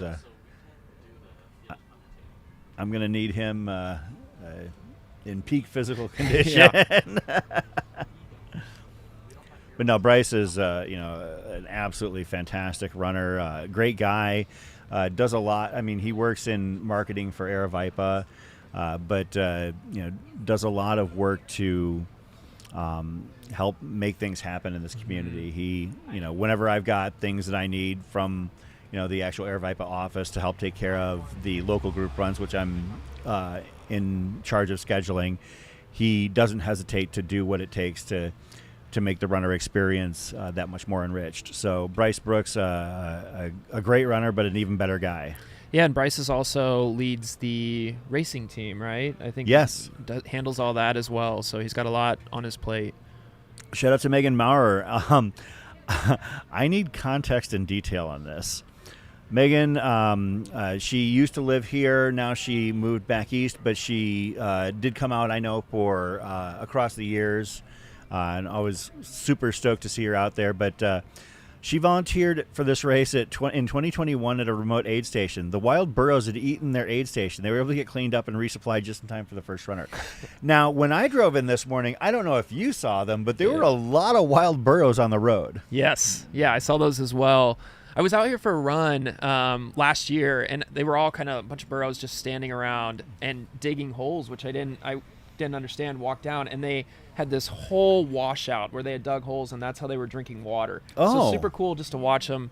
And then I also watched 2 of them that had a standoff where they refused. So they were being very stubborn, as they are known for, but refused to pass each other on the trails and stood there for about 5 minutes staring at one another. So just not going to give the other one the pass. Good times, yeah.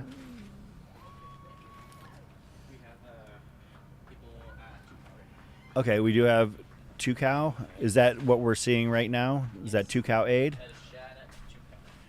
Okay, Shad Burkholz, one of our amazing film members of the Mountain Outpost team. Shad is known for doing the follow cam at the finish line of Cocodona and regularly logging 70, 80 miles in a weekend to help bring these runners their finishes to the world.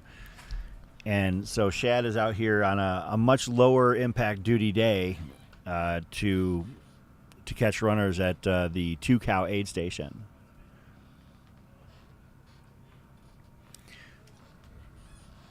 Is that Ryan? No. Let's see if Shad can zoom out on us a little bit. Shad was also the filmer that I worked with when we were doing Western States coverage last year. He's absolutely fantastic. I saw white, so I'm wondering if it was Jordan.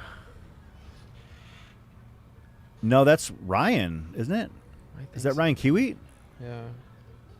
No, the hair's a little bit too long. Is that that must have been a 40K runner then. Yeah, Chad told me this morning he's also doing Cocodona this year. Yeah. So I found out about 3 weeks ago that he's in the field, so a lot of prep work for him to do over the next few weeks. Yeah, so Bryce Brooks was the only one that's hit 2 Cow at this point. So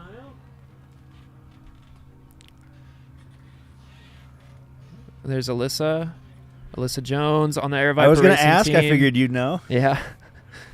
Alyssa Jones, I would assume at this point leading the women's race then, has overtaken Sierra DeGroff in the 40K. Let's see.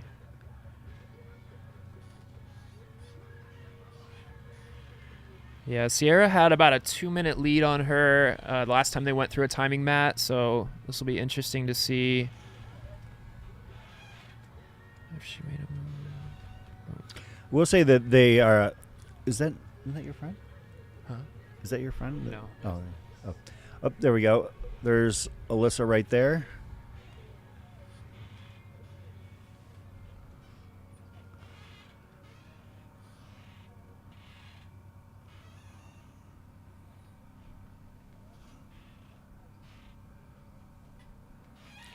Doing the single handheld? Yeah, hopefully Alyssa is also staying on top of her nutrition. That's the one thing. We didn't see any food or anything in that shot, so hopefully she's... What are her goals for this race? Do you know, like, as far as time or... Yeah, so I think she was targeting it under 4 hours. She's done this race a couple of times. One really good experience, one not so good experience in the heat. So, yeah, she's just kind of hoping to throw down. Next race after this one is Hot Foot Hamster, so fun schedule for her. Was that bib number 17? That would be in the 26K. That would be Matt Dorsey right there. So we are getting a mixture of...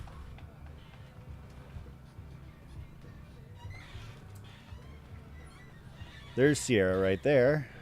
Is that Nicole? Wait, or no, that's Nicole. You're right. So Nicole Hansen, our women's leader, through 2 Cow aid. Oh, she blew through the aid station. Oh.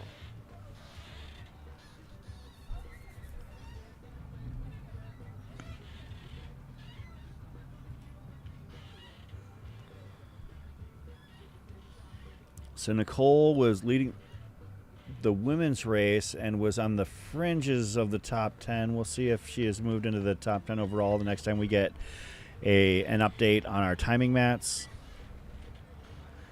So Megan gave us more detail on that. Was that Joe Boucher? Yeah, that is Joe of the Air Viper Racing team. Those are definitely Joe Boucher shorts right there. Megan giving us more detail on 2 Cow aid, or actually, I'm not sure which aid, but she said the supplies have been dropped at the aid station. Yeah, 2 Cow, and no one was around to supervise. The burros helped themselves to watermelon, bread, chips, you name it. It was sticky and gross. Luckily, they didn't leave any thank you gifts. So thank you, Megan, for giving us that detail. Yeah, it's one of the things about these races. I mean, you know, it's not like a road race where you're basically setting up a bunch of cups of water or a couple of jugs of Gatorade. I mean, you're setting up like basically a a smorgasbord, a mini buffet out here in the middle of burgers, nowhere. Yeah, everything. and even in the remote aid where you've got like mostly just packaged food and fruits and stuff like that. That's Devin Nyhill right there. That I do recognize.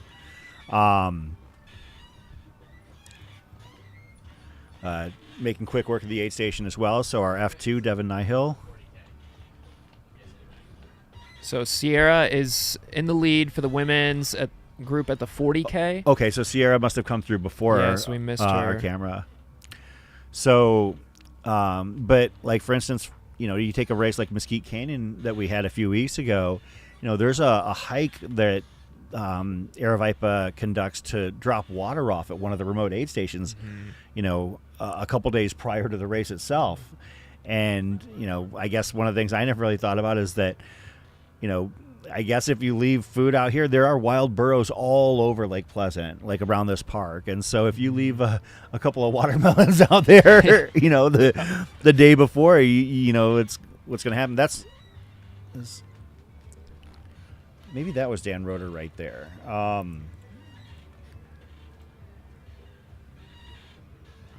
So your top men through Scorpion Bay timing is, Jordan Bramblelet, 1:15.19, Julian Couillou, 50 seconds back, and Michael Tom Chaney also 50 seconds back.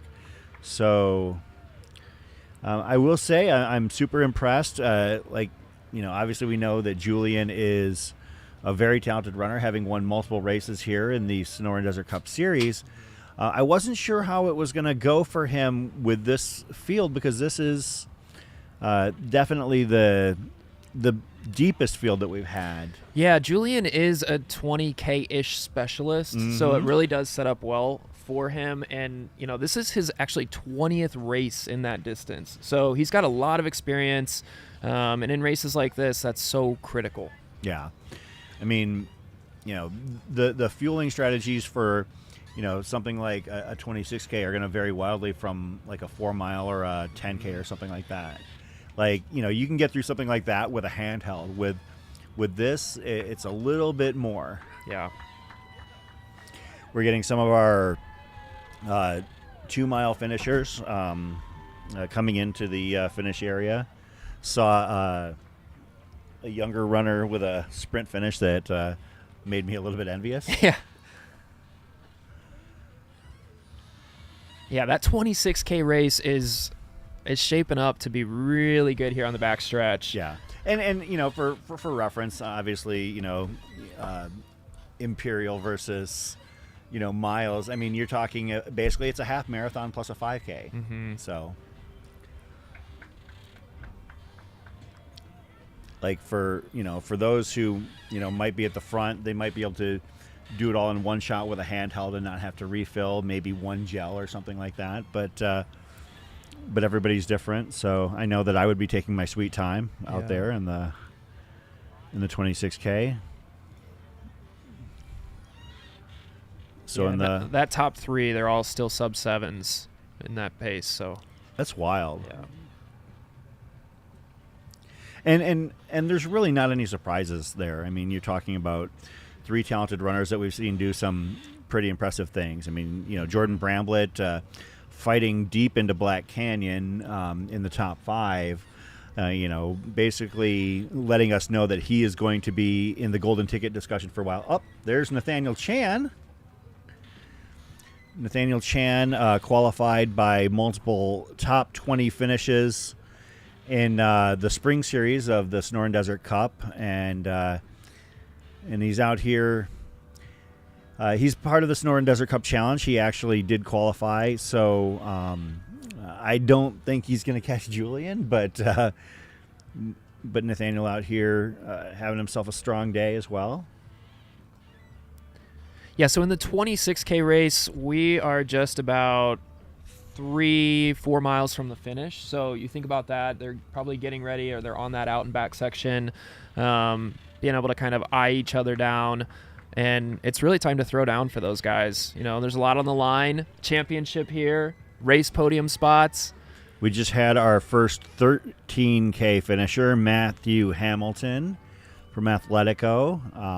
Matthew is a regular out at these events. If he's not running them, he's helping runners get their bodies right afterwards. I've seen many of our winners of various desert DRT series races, Sonoran Desert Cup races, see him immediately afterwards to get their bodies made right. They do some massage work to help runners, I guess, decompress after a big run.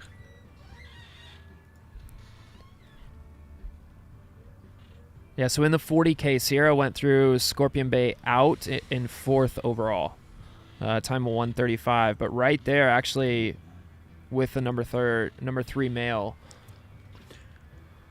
Oh, Avinoam Meyer is... I did not realize he was in the 40K. Yeah. Are you familiar with Avinoam? I'm not. He's pretty quick. Yeah. I believe he's won the Ray Miller before. I'll have to check that. I mean, if not won it, I think he's finished on the podium. He races out here fairly often. He actually won Jackpot 100 miler, the non-USATF, with a time of 16:40. Wow. He's done a 50K at the Pemberton Trail 50K, the Be Quick race, 3:34. Yeah, no, he's quick. He's a podium regular out here, so he's finished second at the Javelina 100K. Wow.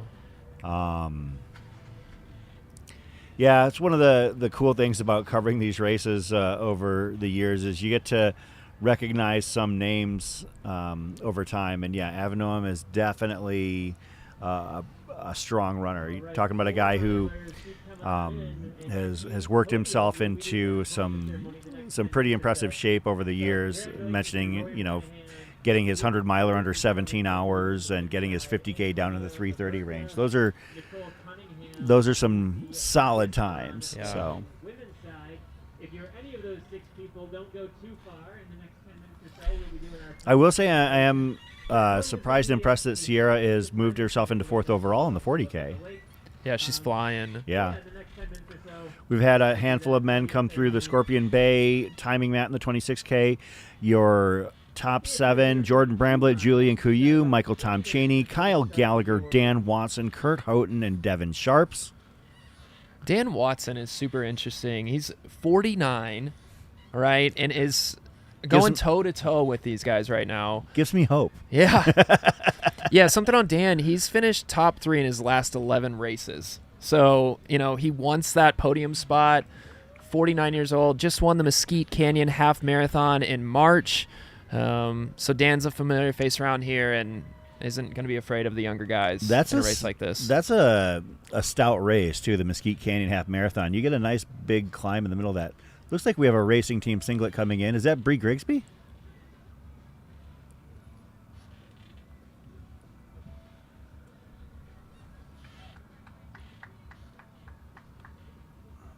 Who on the racing team was racing? Oh, it is Brie Griggsby. I was right. Nice. Is that the 4-miler? 13K. 13K. Brie Griggsby looks like she's winning the 13K in the women's race, 2nd overall.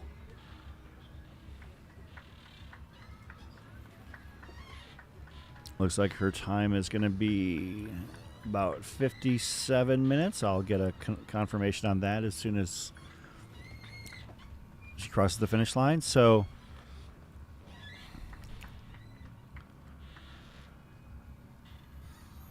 again, some shots from the course here. Shout out to our bike cam volunteers.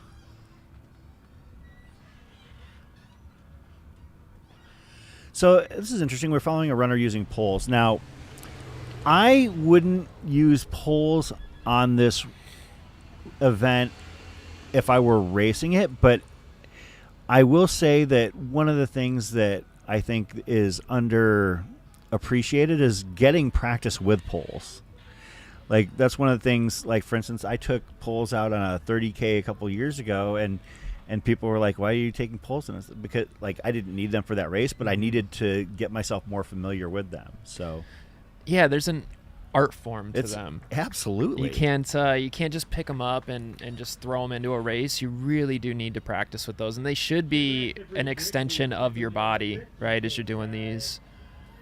So Brie Griggsby was our women's winner. Her time in the 13K was 59:15. In the 4-miler, our women's winner was Antonia Viverka with a time of 31:55. Second place in the women's race, Nicole Cunningham, 35:16, and Lucy Bekus with a time of 36:26. So Jordan Bramblelet just went through 2 cow in. He's the only one that's crossed through there so far. That's at about 13, little over 13 miles in. So he's under 3 miles from the finish line here. That's wild. For the 26K. Average pace, 5:55. So he's getting quicker. He's getting, yes.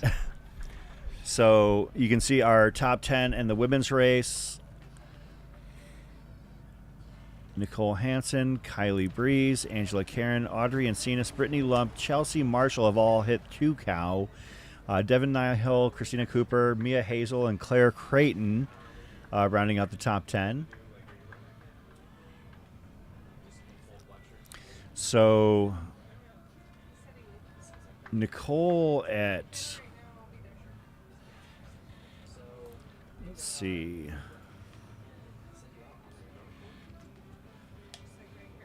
let's see if I can get a better idea.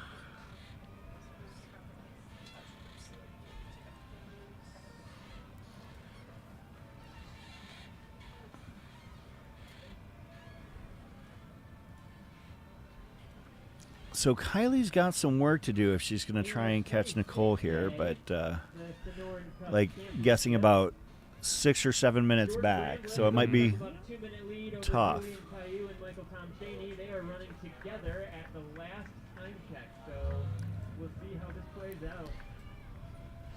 Yeah, so Jordan Bramblelet, 2-minute lead now on Julian and Michael Tom Cheney. That's your podium right now on the 26K distance. And again, they're under 3 miles to the finish line here at the 26K. As I told you off the air, one of the things that's fun but also interesting about the coverage of these races, looks like we have somebody coming in. That's Alyssa? Yep. Alyssa Jones, Air Viper Racing Team, moving right to left. So these must be maybe the front of the pack and the... Okay, so the 40Kers, this is the turnaround for the 26K.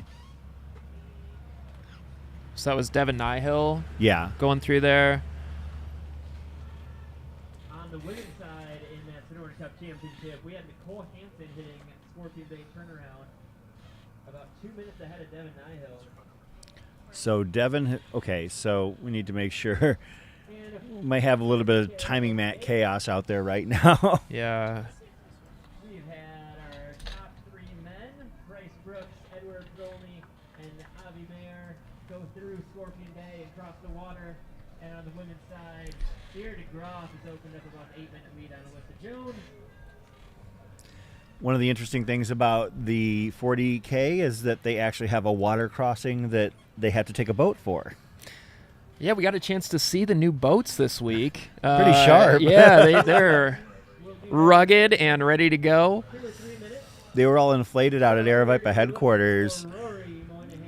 Looks like they're running out of storage room for that stuff. So at this point here, basically where that timing mat is, the 40Kers keep going, and then they come in from right to left and then go off on the left, whereas the 26Ks basically hit that cone and that timing mat on the left and turn around and head back the way they came.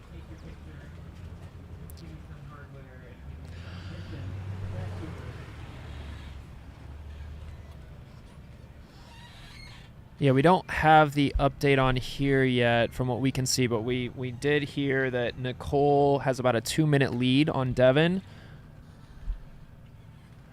Just heard that from Aaron, the race director.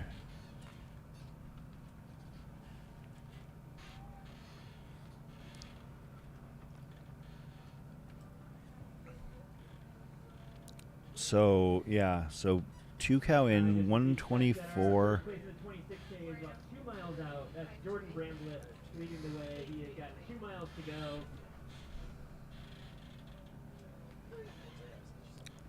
So Jordan Bramblelet, less than 2 miles to go. So the way he's going, it'll be less than 15 minutes. Yeah. Maybe more like 10, 12. Yeah.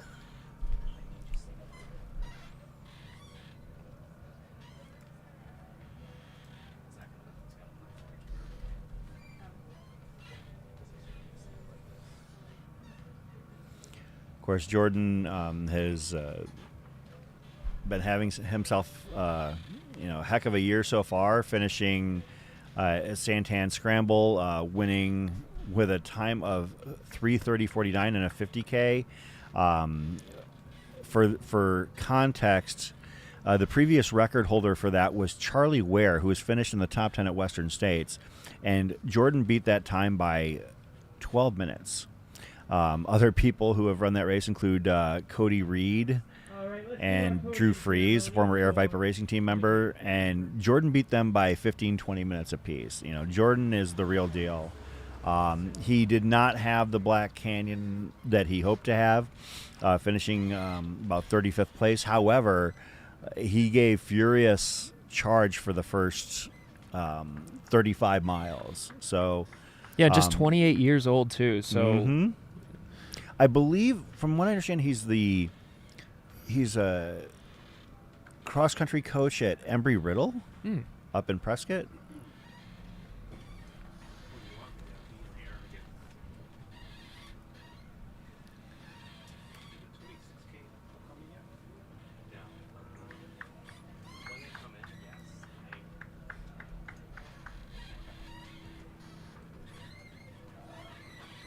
Oh, no, he was a runner at Embry Riddle.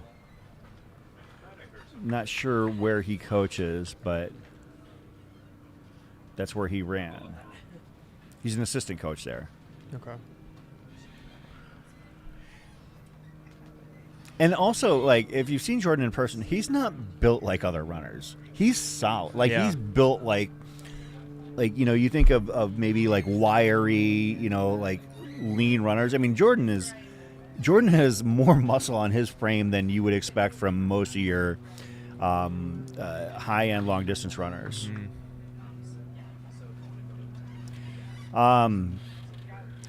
Mountain Outpost asking, and for a clarification, are the top runners right now eligible for Cactus King and Queen? On the women's side, yes, Nicole Hansen is eligible. On the men's side, Jordan Bramblelet is not eligible. Your top runner that is would be Julian Kuyu.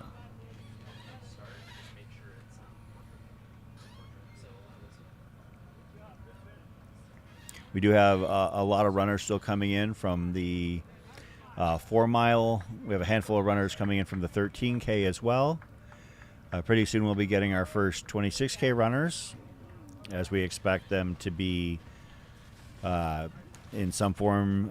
Julian Kuyu, Jordan Bramblelet, Kyle Gallagher is another name that's up towards the front. Dan Watson, Kurt Houghton, Michael Tom Cheney, Nicole Hansen, Devin Nyhill, Ryan Key.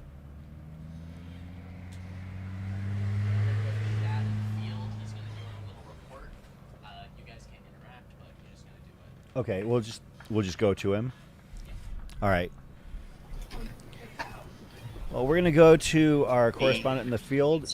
And Jordan, just give us a sign when we're going to go back to us. We're going to go to Shad Burkholz. Shad, what do you have for us?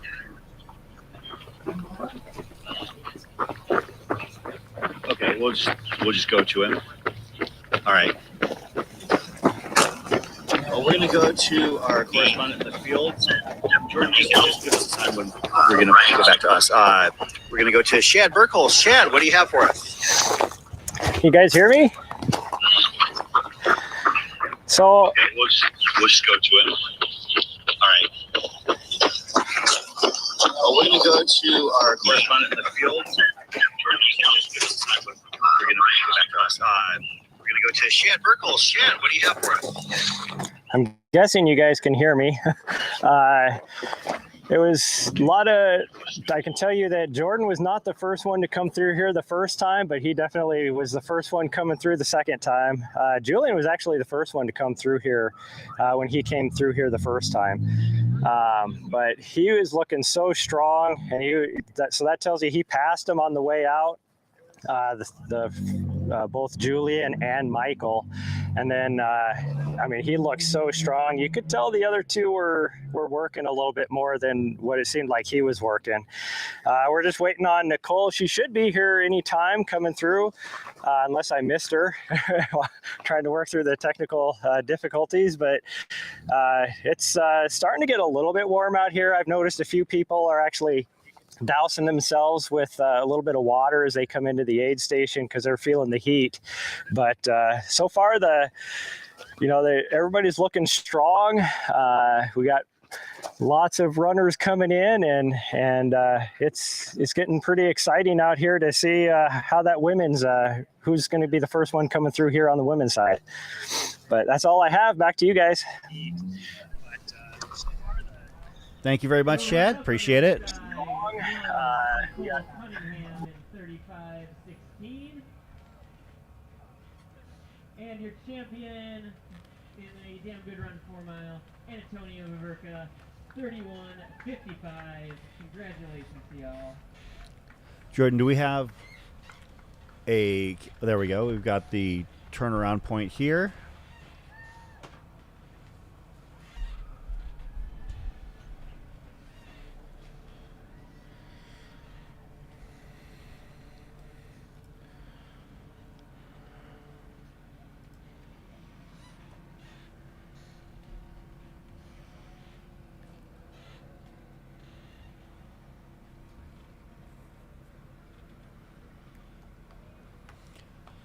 Of course, the runners in the 40K that get here still have a significant amount of distance to go. The 26Kers are basically heading back for the home stretch.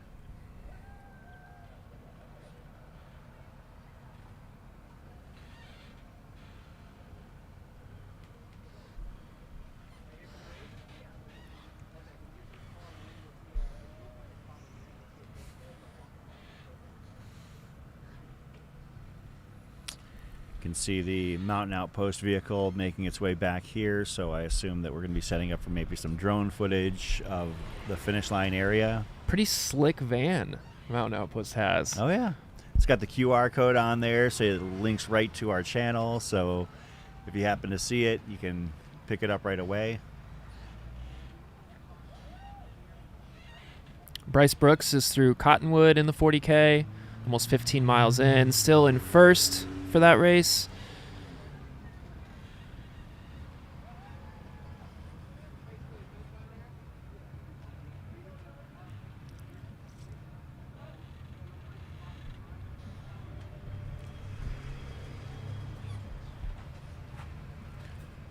We've got a lot of 4-mile finishers coming in now. Of course, we had 2 waves for that race and for the 13K. Probably within 4 or 5 minutes of Jordan coming through here on the finish. Yeah. The 26K. The way he's moving, it's actually pretty wild. Yeah. The current course record, let's see if I can pull that up. Current course record is held by Art DeGraw and 1:45:38. Yeah, he's well on pace then for a course record. We'll have you come start staging yourself at the start line. We do need to keep an aisle clear So you're talking... for our other runners that are finishing. But if you're here for the 2 mile, let's go. Yeah, Jordan could be several minutes under that. Yeah, his estimated time right now is about a 1:43, maybe a little under. Yeah, so your current marks in that race, Art DeGraw, 1:45:38, Pedro Gomez, Air Viper Racing Team member, in 1:47:58, and Travis Dean in 1:50:39. So Jordan moving extremely well here.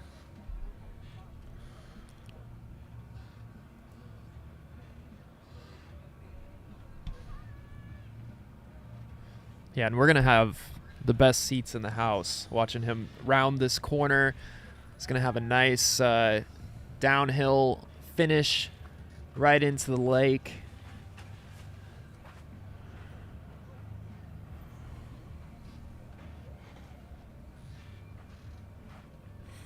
Yeah, 2 milers, you can go all the way up to the blue mat. We'll go just this side. We'll have our finishers come through over here.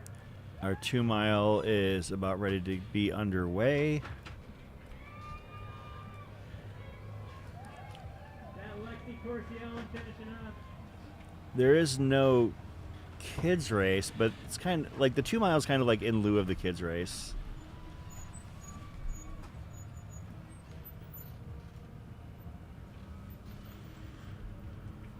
I do see a lot of second generation names in the 2 miler. That's cool. Yeah.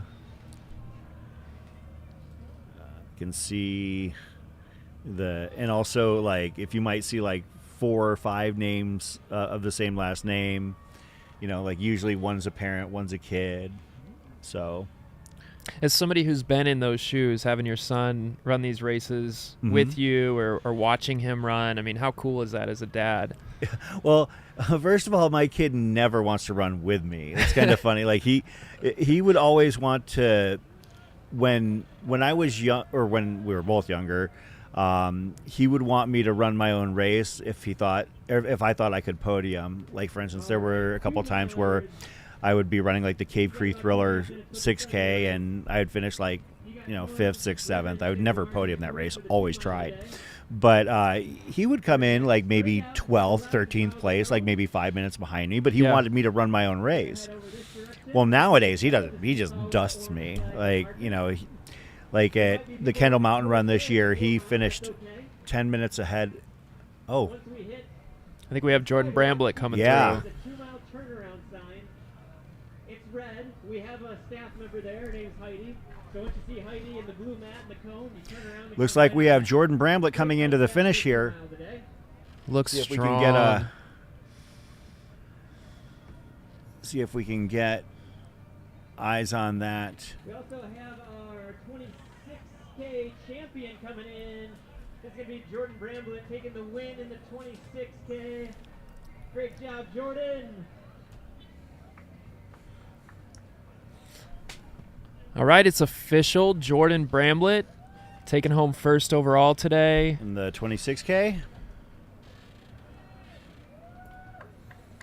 Kind of curious to see the gap on Julian here. Seemed like they were running fairly close for a while, and even at 2 count inbound, the gap was still less than 2 minutes. Yeah, and that had, I don't know the official time, but that had to have been a course record, don't you think? I'm betting it was. Yeah. We'll get confirmation. 1 minute to go.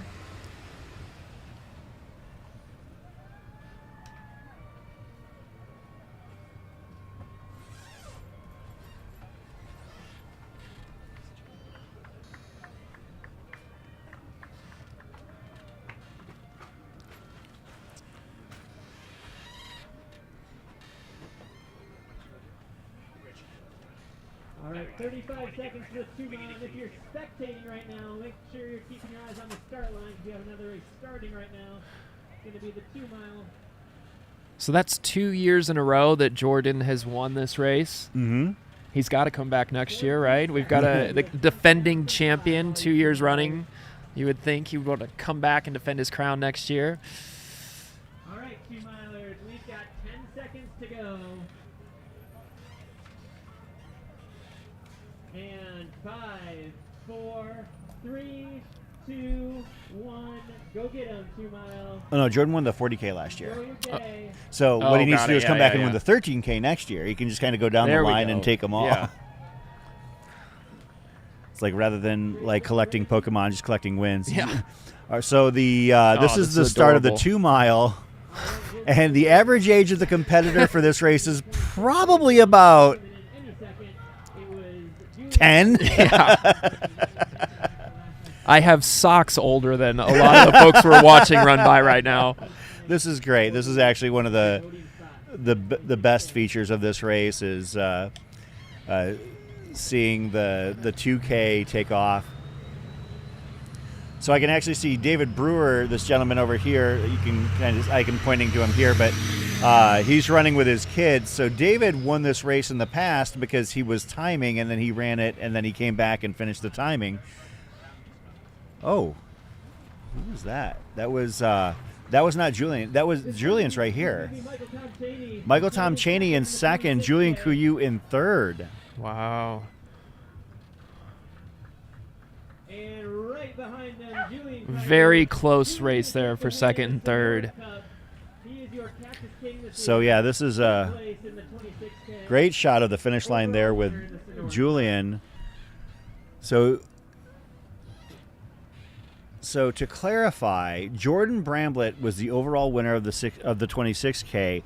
However, in the Sonoran Desert Cup Championship, Julian Couillou is the winner, as he was eligible for that race.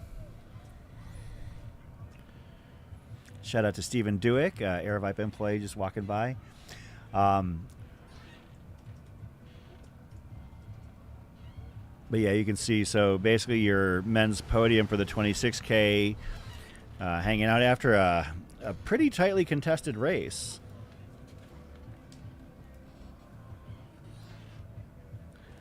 So Jordan's time has not registered for some reason. Michael and Julian's have.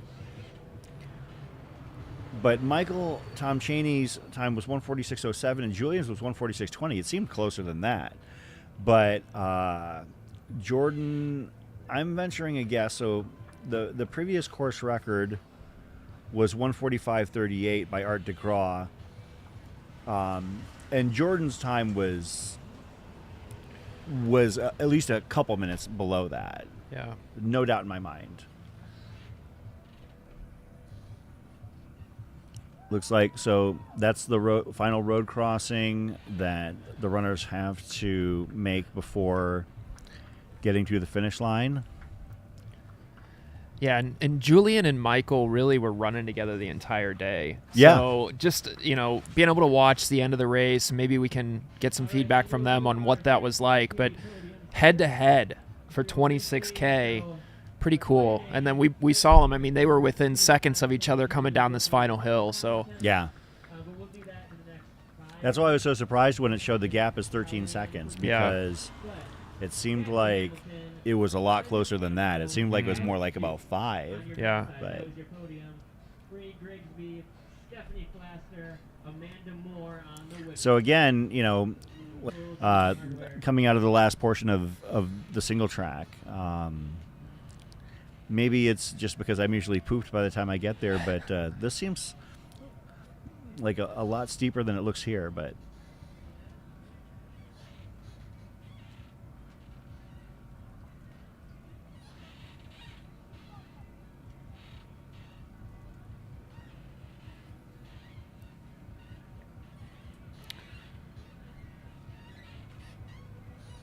things are starting to warm up here too. Still not bad though. Pretty comfortable. Right around 70. But that sun, when it hits you, full exposure, folks that are in the 40K are definitely starting to feel it.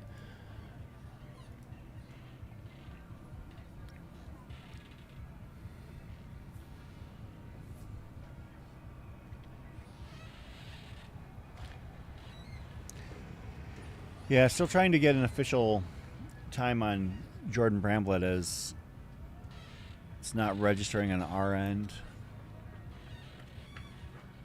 Do we have an official finish time for Jordan Bramblelet, or because it's not? Bramblelet 1:42:58. Michael Tom Chaney 1:46:07.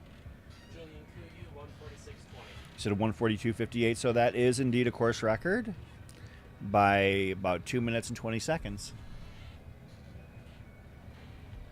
I'm sorry, no. 3 minutes and 40 seconds. Wait, 140. Wait, you said 142. 1:42:58. Jordan Bramblelet. No, okay, so it's by 2 minutes and 40 seconds. Mm-hmm. One of those. 2 Close. minutes or In the 3 ball. minutes and 20 seconds or 40 seconds. A very impressive day is what we're saying. It's a very fast day. Okay, there we go. Now it's showing up. And in Jordan's finishing, I guess the win was by about 3 minutes and 3 minutes and 9 seconds Yeah. over Michael Tom Chaney. Average pace 6:19. He's flying out Really there. impressive.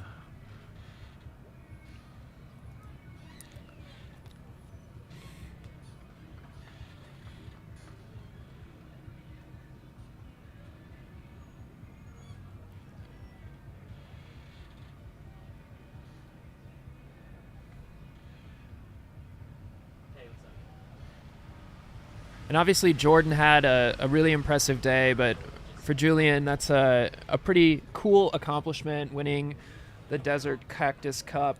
I was just looking, that's his 8th podium finish in his last 8 races. So super excited for Julian. He's and definitely a really good way dialed to start in, a season. like Yeah. that sub ultra, like Do we know what Nicole Hansen was wearing? she was wearing an Air Viper Racing Team singlet. Racing team singlet, bright orange and red. So yeah, no, as you were saying, Julian is definitely dialed into that, 20 to 25 K type of distance, doing very well.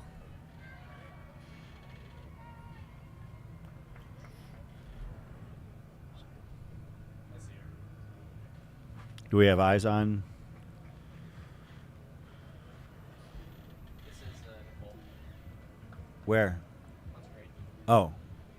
Okay, so oh my goodness, look at her go. Yeah, That's looks Nicole great. Hansen, your leader in the women's race for the 26K. It's a great shot of her, and the follow bike cam probably working pretty hard to keep up. All right, let's do our 13K podium presentation. That's going to be right behind the timing tent. Yeah, so again, last time they went through a timing mat, Nicole had about a 2-minute lead on Devin Nyhill. Going to be interesting to see if she's added to that lead or what that looks like as they come through the next 1:08:35. point, which actually is the finish line. Yeah, so a lot to watch for here. Your runner-up was So from where Nicole is at, it is pretty much all climb from here. So that is one of the things about I think that the Air Viper Racing Team has a little bit more experience with than somebody like Devin, who maybe comes from a fairly recent transition from a road background.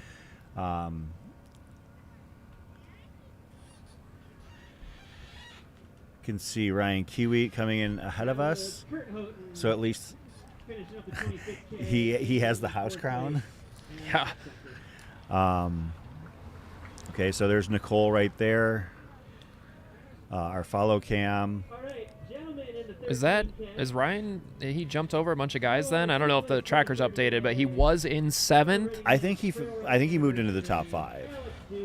I think Kyle Gallagher did finish, but I think that Ryan might have moved him up above Dan and Kurt. Nice. So yeah, so this is our bike follow cam on Nicole, and yeah, this is a bit of a Athletico's own and Air Viper Racing Team wannabe member Matthew Hamilton taking the win, 55-40.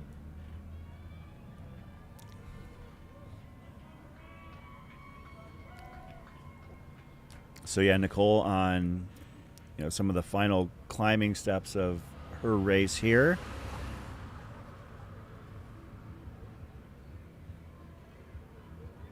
So Ryan did move into 5th. Wait, I don't think that's accurate. I think that maybe Ryan was 6th because I thought that we saw Kyle Gallagher as well.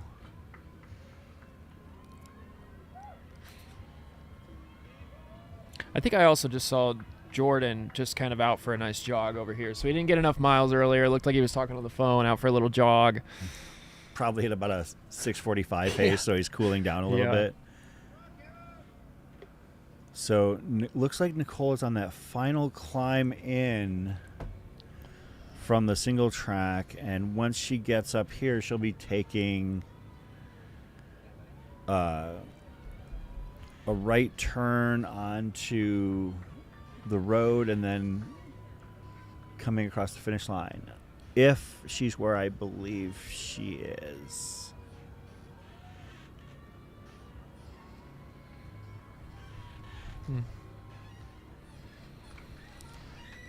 Jordan, do we have any eyes in the sky for this finish?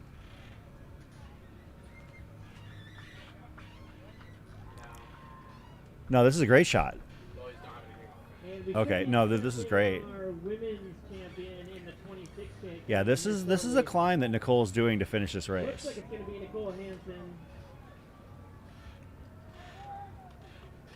She has opened up a 9-minute lead as of the last aid station.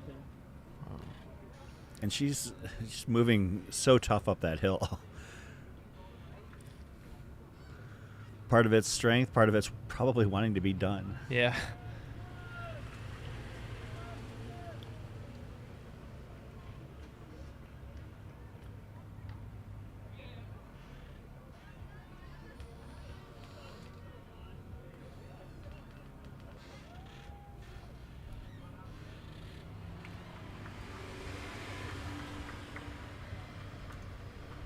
This is Devin Nyhill coming on down the hill. Nice race, Devin.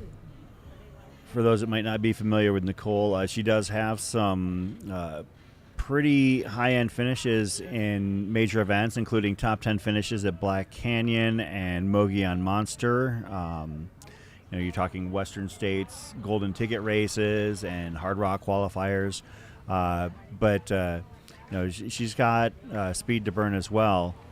I remember her holding off a stout field at the McDowell Mountain Frenzy 50 miler in 2023, where it came down to Nicole, Corinne Chalvoy, and Ellie Pell. You're talking about a great field right there. So, but Nicole looking like the Cactus Cup championship is going to be hers. She's got less than a mile to go, so with as last we heard, a 9-minute gap on Devin Nyhill. I don't know.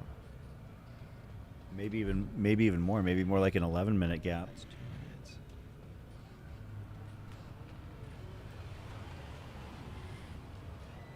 Oh no, that's a. Then what, I'm not sure where Aaron. Yeah, I don't we were know. getting some interesting intel there. Yeah, there may have been maybe somebody out on course that was kind of seeing that. We have a 2-minute gap on the live tracker, but had heard that it could be up to 9. I guess we'll just see what we'll see. Of course, Nicole is eligible for the Cactus Crown. Okay, so there's Yeah, that's Nicole. charging hard. Those bright green shoes. Brand new first spin out Air Viper Racing Team singlet. It's good to get a win the first time you wear a shirt. Yeah, It's that can become we'll a have lucky to ask shirt. her about that one. Yeah. About the mentality now of having a shirt that is, undefeated. Up there, I can actually now see her like physically from here. Here we go. Coming around the corner. The climbing is over. We're going down a nice, gentle decline into the finish line. Yep. There she is.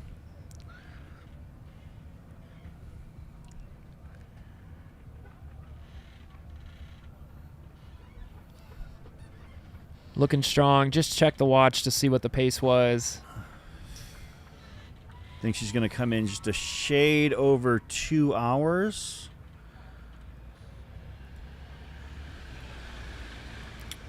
Yeah, somewhere in that 2 hours and 23-second range.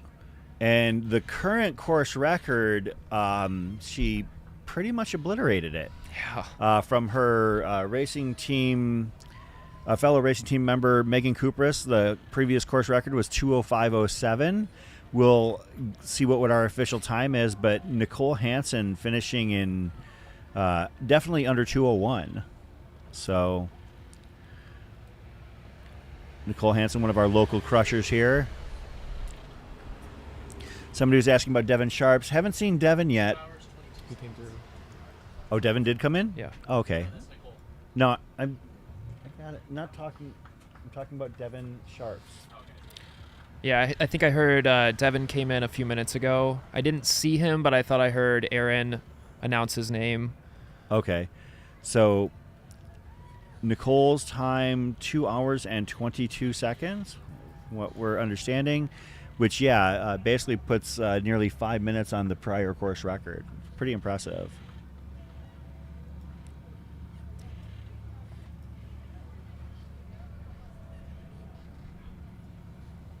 We did have our winner in the 26K come on through. That was Nicole Hansen, taking first place in the 26K at Damn Good Run. She was also a Sonoran Cup finalist, so she took the win. That is your Cactus Queen for this year. Is that Joe Boucher coming in? The Air Viper Racing team.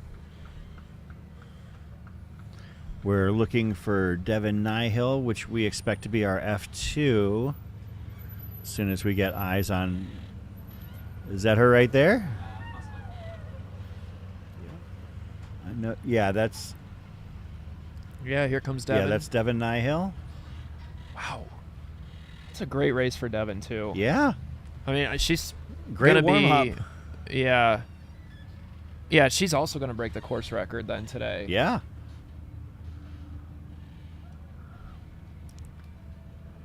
Devin Nyhill, who we've just, over the course of the Sonoran Desert Cup series, just getting to know her as a runner. Definitely somebody we're going to be watching for big things from here in the future. There's a lot of traffic here, as you can see. Thankfully, the everybody has been pretty good about making sure that, you know, all the pedestrian traffic, bike traffic, vehicle traffic can get a little bit chaotic here. It is one of the interesting things about this setup. You've got a lot of folks bringing in boats and that aren't used to this kind of traffic. You know, they might frequent here every weekend, and so this is something they're maybe not used to, but everybody's handled it really well. You can see, like on this shot, I love this shot here, how it basically shows everything that's going on. You know, so basically this ends at the old boat ramp that used to be the access point. And you can kind of see how low the water levels are, because some years there actually is water up to like this kind of lower, the lower rocks down on the lower right-hand side of your screen. It is a pretty down year for water. You can see a boat or a truck actually at the edge of the water. And it is an opportunity for us to coexist with the boating community out here at Lake Pleasant. Yeah, and at this point now we've got finishers coming in from all distances with the exception of the 50 or the 40K. I mean, you've got 2-milers coming in, you've got 4-milers coming in, 13K and 26K. So yeah, and just to reiterate, I mean, Devin's time, not to be overshadowed by Nicole, but, you know, almost 3 minutes better than course record, 29 years old, really just kind of coming onto the scene. It's going to be super interesting to see what she does in her first ultra next weekend at Whiskey Basin, and then what does the future have in store for her. Yeah. This is great. And it's nice, too. Her and Nicole they raced against each other at Mesquite Canyon. So maybe a little bit of a rivalry building there, which will be fun for us on the local scene.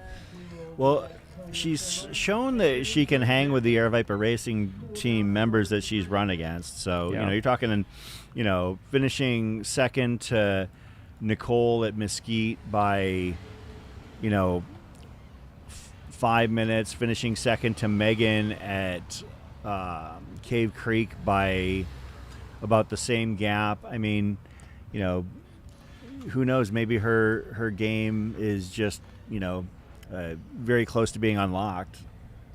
at this point. So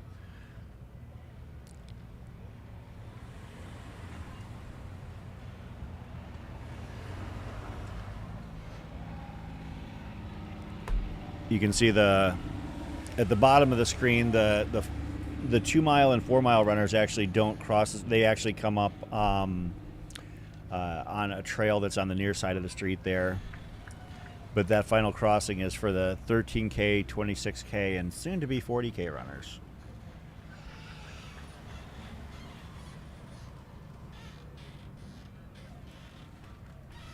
Yeah, Bryce Brooks in the 40K still leading the way. He's got a 4-minute lead.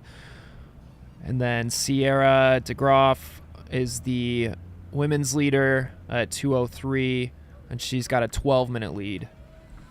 I will say I'm kind of surprised at how aggressively Sierra is taking it out here at this 40K. She is, yeah. Like, usually Sierra is racing things that are much longer than 40K, but I guess she's showing us what she can do if she doesn't have to be out there on the course all day long for 100 miles or something. So yeah, and we kind of talked about this earlier with it being the Airvipa racing team weekend. There's competition there between team members as well, right? And usually that competition brings out the best in folks. Everybody kind of wants to, prove who's the biggest, baddest person on the team or in that race, and fun competition all around. Yeah, for sure.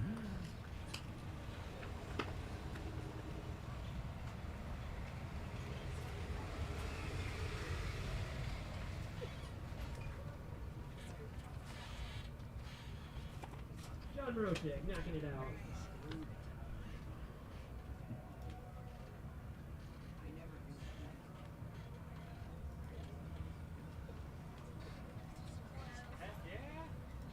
That's awesome. I got captured both of you guys going all the way across the valley on that. I got like a 1,000 times zoom up there, and I could like see you guys look out the ridge over there. And it was like zoomed in. It was awesome. Nice work.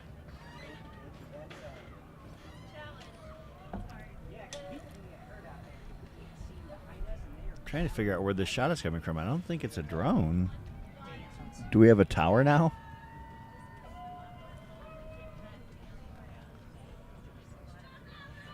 Did we get that blimp? I can't believe I said that.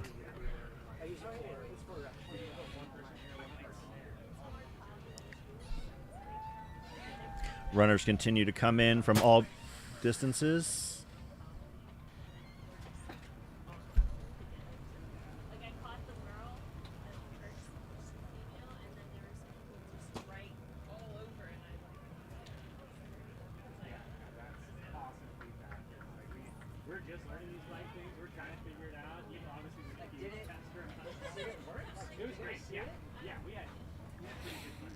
We've talked about him a few times. Nathaniel Chan just finished his 26K in a time of 2:08. Oh, Nathaniel Chan? Yeah.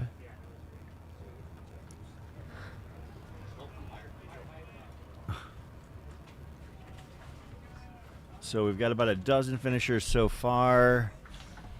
Our top 10 men, we are awaiting the next finisher in the women's race in the 26K.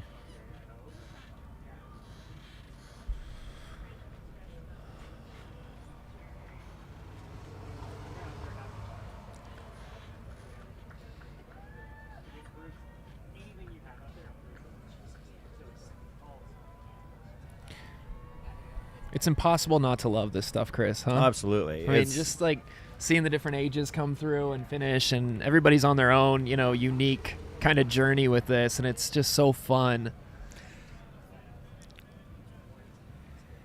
Yeah, Randy, I was trying to figure that out myself. I'm not sure if somebody's sitting on top of a cactus for this shot, but it's basically capturing that last climb, which I kind of like. It shows basically the final stretch of single track in this event.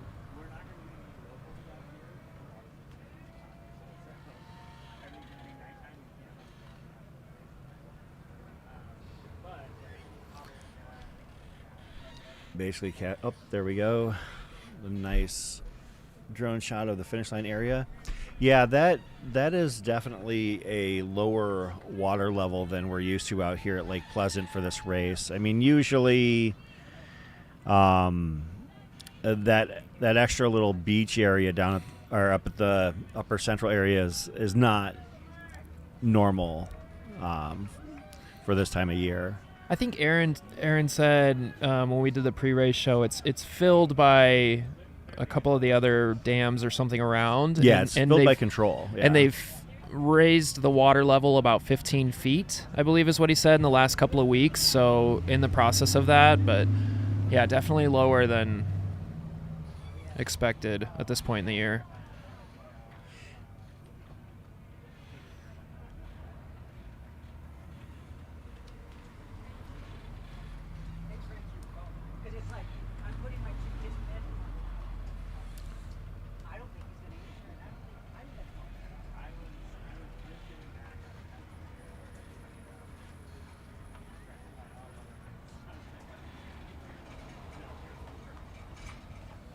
As you mentioned, you can see all of the various traffic, the road traffic or the foot traffic, bike traffic, car traffic, boat trailer traffic. Looks like we're doing the podium. Do we have boots on the ground to do the podium? 1 hour, 45 minutes, and 38 seconds. Second in place, we're really close to that, and your winner beat it. Third place today in the 26K, Julian Caillou, 146.20. Your runner-up today, Michael Cheney, 146.07. They were running together seemingly the whole race. And your champion in a new course record time of 1 hour, 42 minutes, and 58 seconds, Mr. Jordan Bramblelet. Well, I see the podium there, but I don't see anybody stepping up to it. Took home the Cactus King Award as the first finalist to finish. Hold tight, Julian. I got a special award for you, too.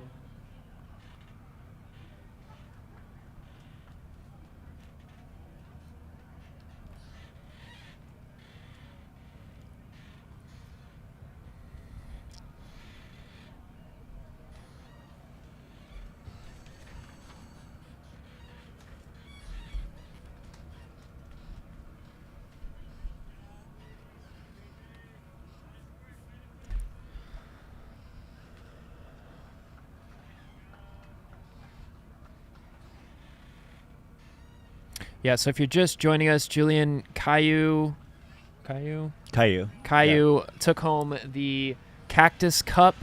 So he was not the overall winner, but they just presented him with that award. So the culmination of a racing season with him taking home the crown.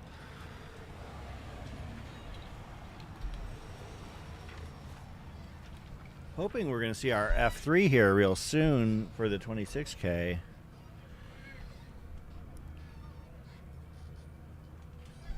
Oh, we did just actually see it. Audrey and Cenus. All right, we'll do our women's podium ceremony for the 26K in the next 5 minutes or so. We do have all 3 of our finishers in. So we're going to be looking for Audrey and Cenus, Devin Nyhill, and Nicole Hansen. So if you heard your name there, those are your 3 podium finishers in the 26K. We got our podium set up behind the timing tent. Nice view of the lake there. So if you want to mosey on over in the next 5-ish minutes, ladies, we'll do that podium presentation for the 26K. So Audrey and Cenus, 20 years of age. And then right Wow. after that, we'll do the podium presentation for the 2-mile, both men and women. We're going to be looking for Zane Dewitt, Mariano Tinsley, and Everett Wells on the men's side. Clarice Cunningham, Cecilia Cervantes, and Kaylin George on the women's side.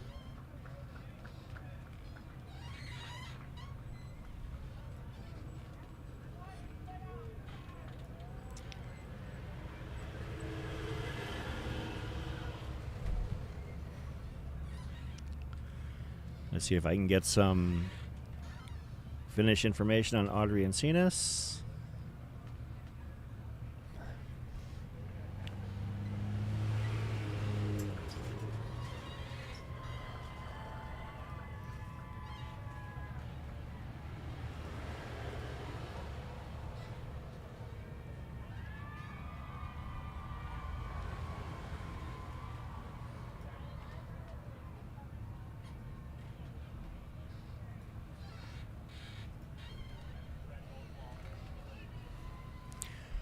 All we know about Audrey is that she is quite young, 20 years of age. You know somebody's young when you go to their Athlinks and it includes high school cross country results. Yeah. Looks like there was the Solstice run. I believe that's in Flagstaff. She won that in 2023 with a time of 47:54.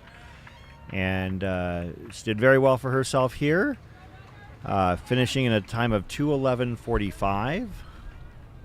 Kylie Breeze in fourth, 2:14:01. We've had our first dozen or so men come through.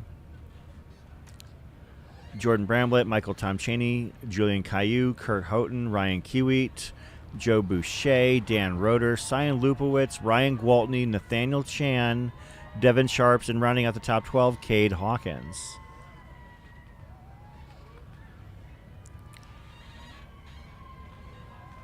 Of those, I know Julian Caillou was eligible for the Cactus Cup, so was Kurt Houghton, Joe Boucher, Dan Roeder, Nathaniel Chan, and Devin Sharps. They were all eligible for the Cactus Cup.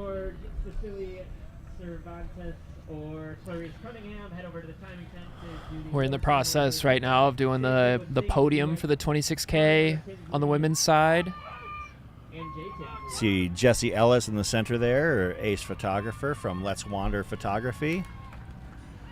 Always does his best to make me look good, but sometimes miracles are just too much to ask. But Photoshop can only go so far, right? Exactly, yeah. Right? Your third place finisher today in a time of 2:11:45. That was Audrey and Cenus taking third place. Jordan, do we have a podium shot at all, or second place finisher today was under the previous course record. That was Devin Nyhill in a time of 2:02:53. And your champion, who also took home the Cactus Queen Award for 26th champion, Sonoran Cup champion, Cactus Queen, Air Viper Running Team's own, Nicole Hansen, 2 hours and 22 seconds. Great job. Hold tight, Nicole. I've got another special award for you, too. There we go with a great there's shot the podium of that is Nicole, Devin, and Audrey.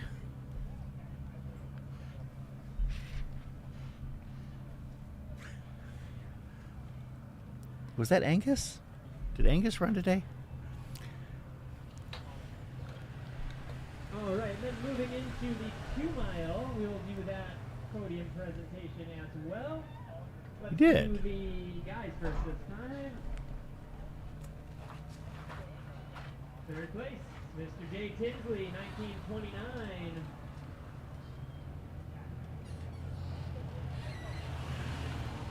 Second place was Mariano Tinsley in a sprint finish. I assume they're related.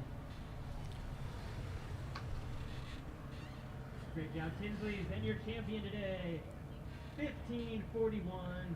Yeah, and this is one of the cool parts of these races. Again, we've talked about it earlier, but just seeing some of the kids out there, the sport open to all ages, and it's been so cool, especially off the starting line, watching in that 2 mile race, kids of all ages participating, being outside, running with their parents or grandparents, just a neat thing to witness, and that's going to be a memory that little boy there will have for a very long time, being on that podium. Your runner-up in the 2-mile Cecilia Cervantes, 20 minutes and 21 seconds.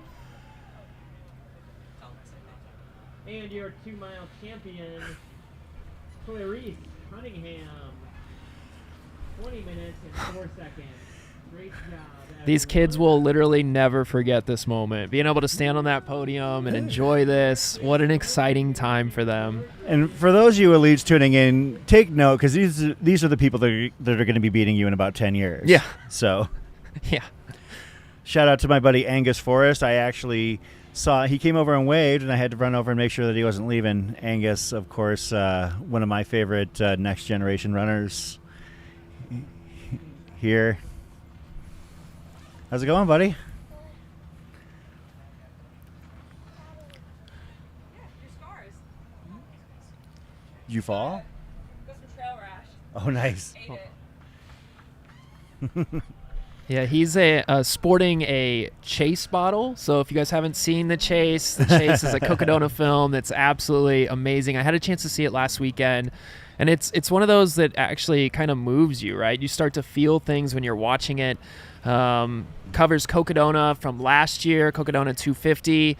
And again, if you haven't seen it, it's touring around right now, and you've got to check it out, especially with Cocodona just about a month away. You really want to watch that. Get yourself primed and ready for a week's-long coverage of one of the best races in the world. So tons of storylines, super exciting. Is that it's one of our, I think it's one of our run clubs doing a shot here. One of our local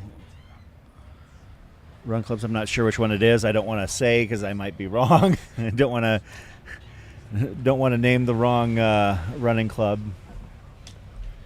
But we do have actually some really thriving run clubs here in the community, across the valley. Some of them by like East Valley, West Valley, up north, both road and trail.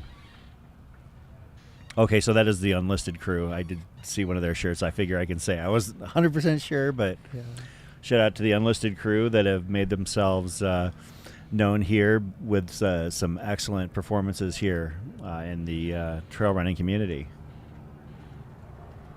Hey, you got Unlisted, you got Phoenix, you got Scottsdale, you got trail leggers, you've got people that are both road trail specialists.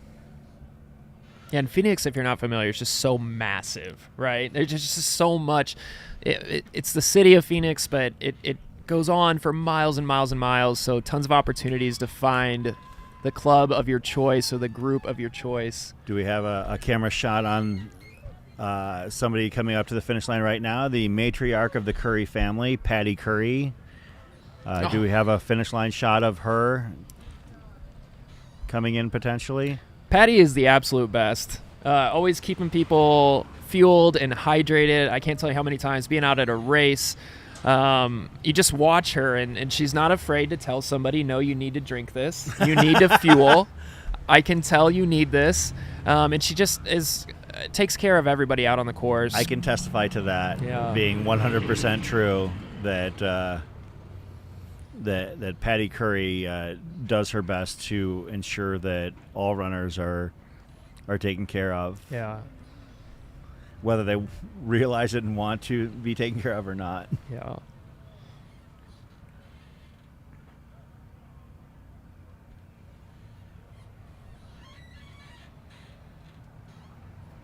You can see these runners in some cases on the final climb for those that are in the 13K, for those in the 26K.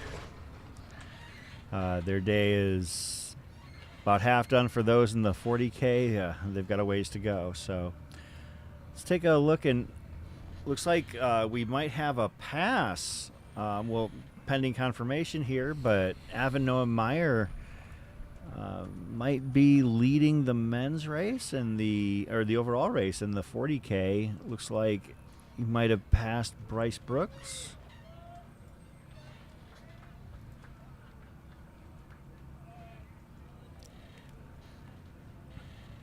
Oh. Still got a lot of runners coming in from shorter distances here as well. We've got a family getting ready to finish. Dad encouraging his little daughter. She's almost there. So cool to watch.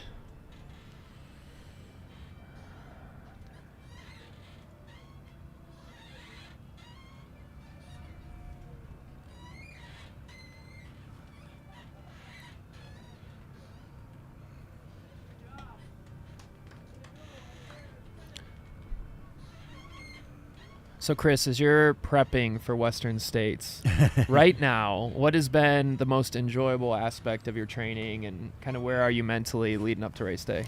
I think that the most enjoyable thing is just like feeling like I've made progress, and not necessarily like getting any faster or anything, but I'll say that, I mean, I guess it is getting faster, but I feel less wrecked after big runs, after long runs, after big climbs. Like, you know, going out and doing, 3,000 feet of vert in 12 miles doesn't hurt as bad anymore. Yeah. And I figure that, maybe the speed and everything will come along with it. But in order to finish a race like Western States, I don't know that I have to be fast. I mean, I'll never be fast. But it's more so just being able to turn it on when I have to. Like, for instance, if there's a stretch where I have to run, maybe the course gives me something where I can do, 11, 12-minute miles, 50-plus miles into the race. That's what I'm going to have to do. That's how I'll finish. It's not turning, 9 minutes into 8:30s or, 7:45s into 7:30s. That's not going to get me there. What's going to get me there is turning those 21s into 19s, turning those 17s into 14s. Like, that's how I'll get to the finish line at Western States, and that's what I feel like feeling less wrecked is probably the best thing. Like, right now I'm feeling a little bit sore, but I've done more climbing this week and more mileage than I have in a long time, about a 55-mile week so far, 60-mile week. And I got to go out for my, basically today's vert day. Like, my coach told me the only thing he cares about is me getting X amount of vert. Basically, I need to get about a kilometer of vert. He doesn't care how long it takes me. I can do it in 30 miles. I can do it in 10. Yeah. I'm going to try and do it in less. And I have a hill that I'll be doing repeats on later today to try and get there. But, I think that's the thing that I like the most is hurting less after each run and feeling less wrecked. Like, that's what's really rewarding, because I figured that I'll get faster just by osmosis at that point. Have you started to visualize what that moment is going to be like when you cross? Yeah. Every day. Just, for some of these runners, I'm sure that, that's for them, this is that moment. I mean, there are a lot of people doing their first trail race here. Some of them, some of these kids doing their, first event, with the 2-miler and with the 4-miler and stuff like that, and getting to see them finish. It's one of the things I love about doing Javelina and Cocodona every year is that in most cases, that's the hardest thing that those runners are ever going to do. So getting to see them, basically the culmination of their life's journey, or that journey of that portion of their life is pretty awesome.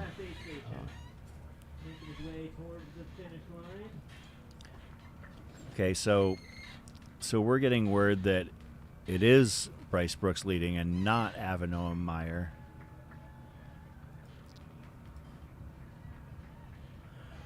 Bryce's timing chip has not registered in quite some time, but Bryce is extremely fast, so we'll trust what Race Command is telling us in that case.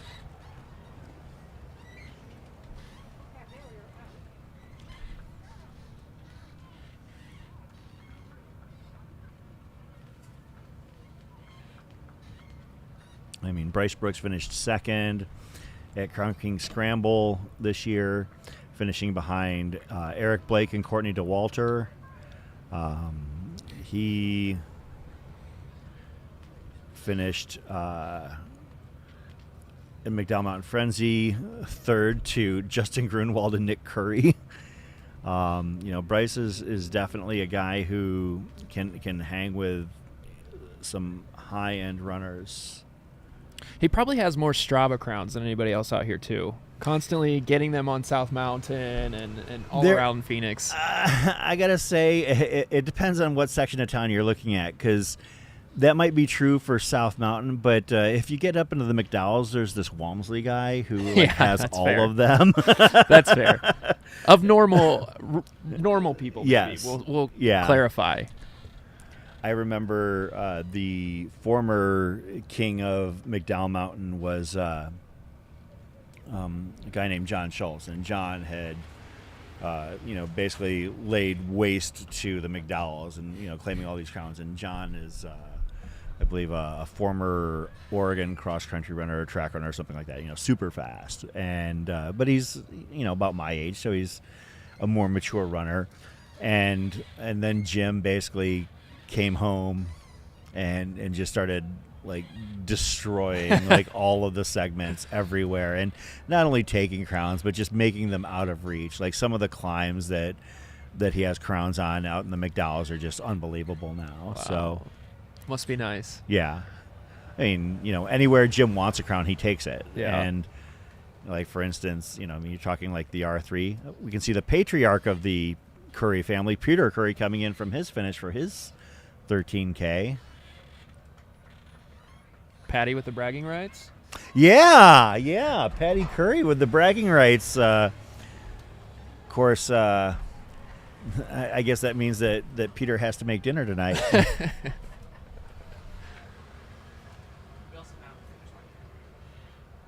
Oh, we do. That's Peter Curry right there receiving his award. You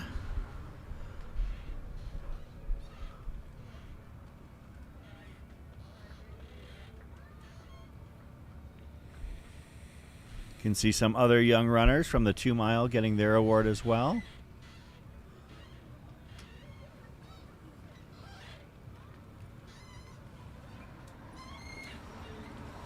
Are we going to interview Nicole and Julian, or maybe Jordan as well?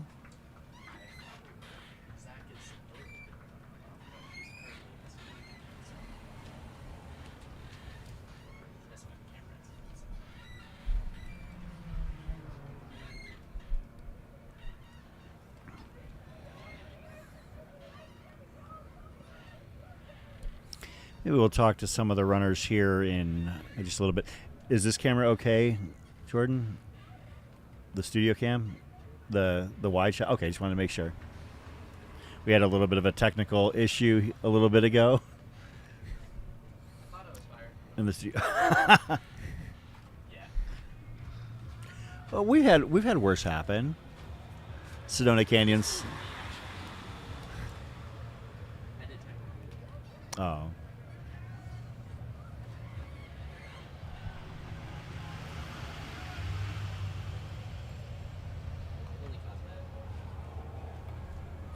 Yeah, we'll see if we can get some of our winners of the Sonoran Desert Cup series here into the studio. Maybe talk to them about their race and maybe about how the season went overall. Maybe some of the other race finishers as well. We got time. Oh, shout out Greg in the chat. Hey, you want to have a seat? Do we have a mic for him? It's on the... Oh, I didn't see it. Okay. Yeah. So we're going to go actually to our first interview here, and I have to admit, when we saw your name on the entrant list, I was like, okay, well, we're going to see whether or not anybody can keep up with you, and obviously the answer to that question was not today. Jordan Bramblelet, the winner of the 26K here. Congratulations. Hey guys, thank you very much. It was a good day today. So everything was clicking for you today? Was there at any point where you felt like maybe Julian or Michael might be able to keep up with you, or did you basically just have control of the race from jump? No, I did not think I had control of the race from the beginning, but yeah, we went out at a good clip, like 5:30s, and we got past the dam and we turned onto the dirt, and so I put a little spurt once we started going downhill, started going like 5-minute pace, and I got a bit of a gap. And then I got about 8-10 miles in, and I looked back, and they were still like a minute back, and I'm like, oh man, I don't know if I can keep this up. And then we started hitting some decent climbs, and then I'm like, oh, okay, it's not getting any like closer. It's like starting to get further and further away. And so I'm like, okay, I think I got this now. I just need to hit my numbers, hit my heart rates, and I think I'll be good the last few miles. And I was able to run fast on the downhills, and it was a good day. Awesome. What was the moment when you knew that you had it? When did you feel that way? Yeah, so sort of my strategy that I thought in my head beforehand, I'm like, okay, let's make it to the turnaround like controlled, and then I was gonna like go hard from there. And I sort of didn't do that. I went out a little bit harder than I expected, but I was still like, okay, once we hit the turnaround, I'm going. Yeah. And so we hit the turnaround, and they were about 1.5 minutes behind, maybe less than that. Mm-hmm. And I'm like, all right, let's go.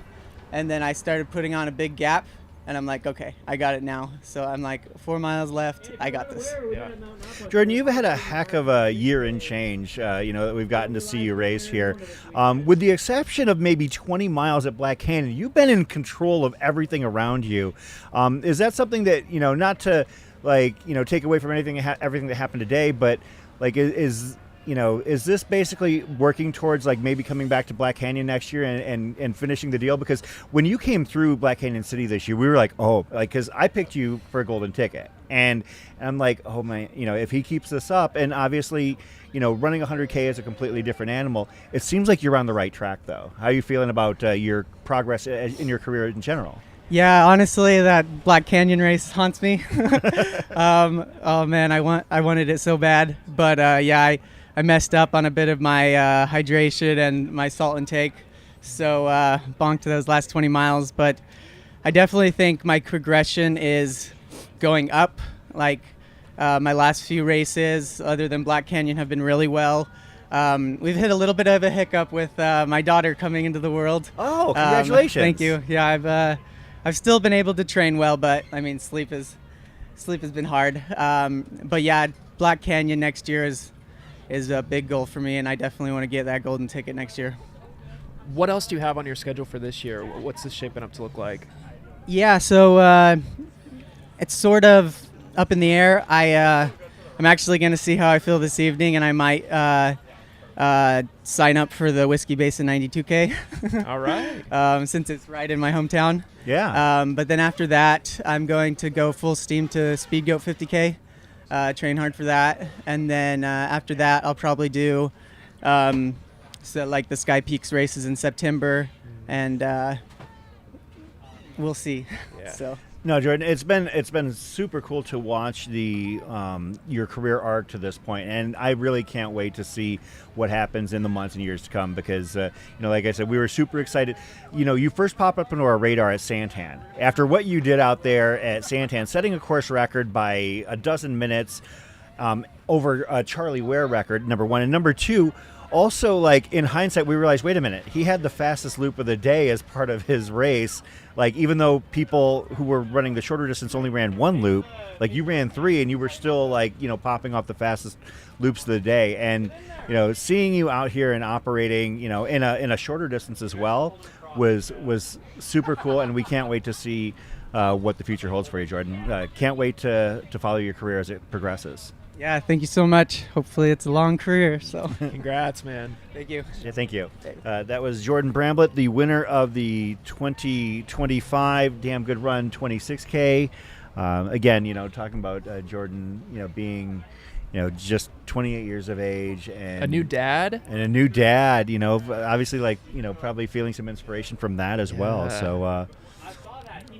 Pretty amazing. And then, he talked about toeing the line maybe next weekend as well. Yeah, that was a bit of a breaking news. The fact that he might just jump into the 91K because it's there, Yeah. So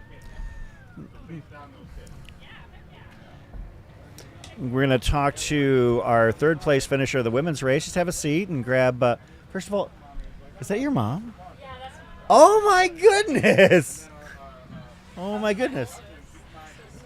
This is perfect. No, Audrey and Cenus, congratulations on your third place finish. Thank you so much. It was so fun out there.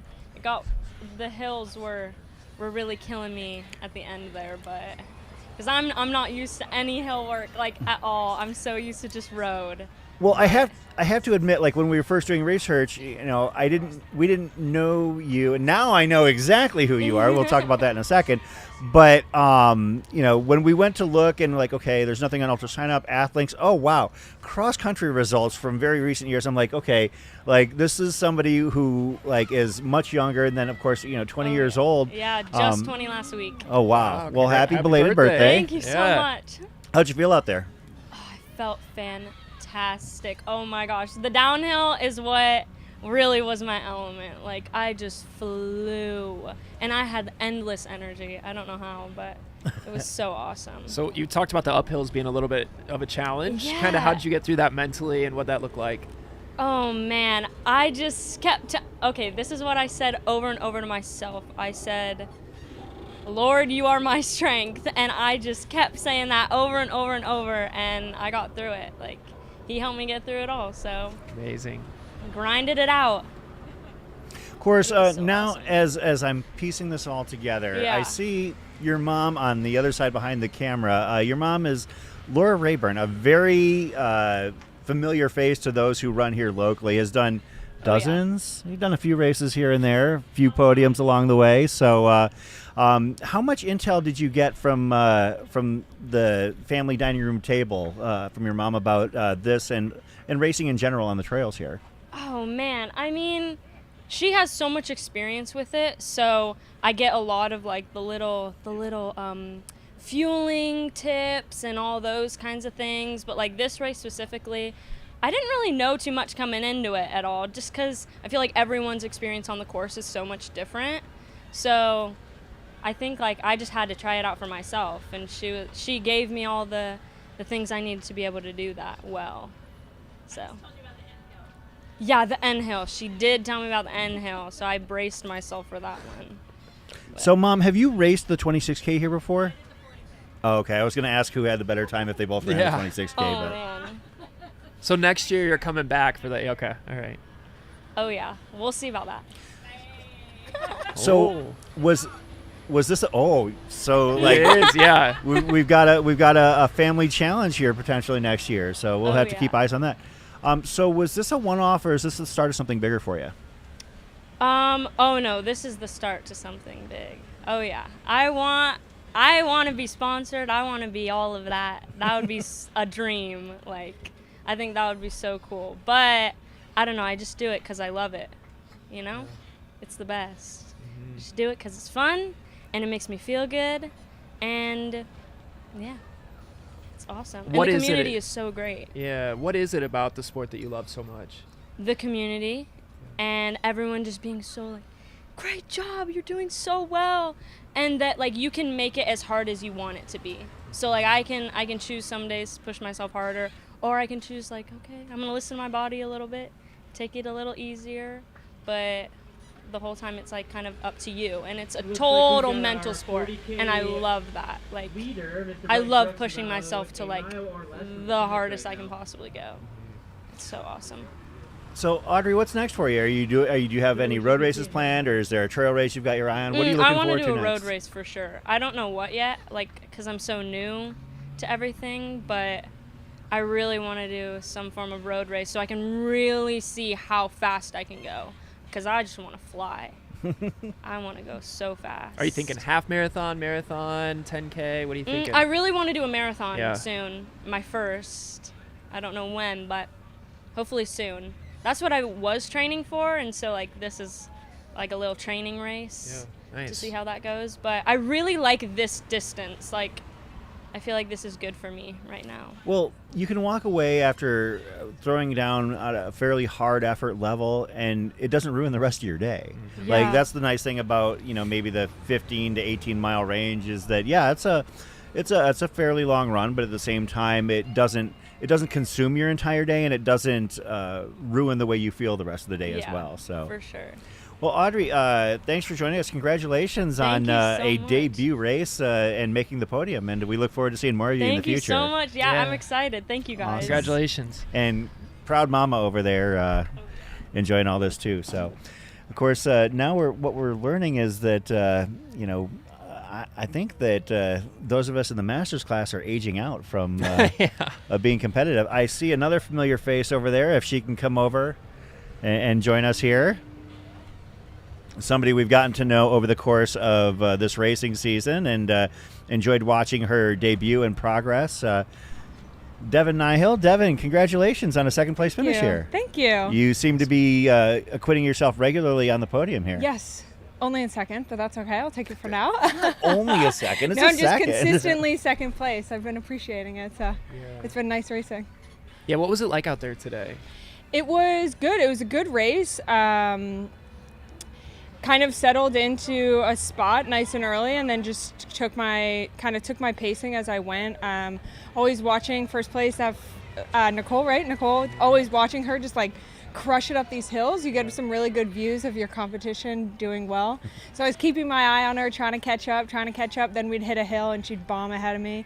But it was a really nice race. Got a little warm there in the middle, but yeah, I had a lot of fun.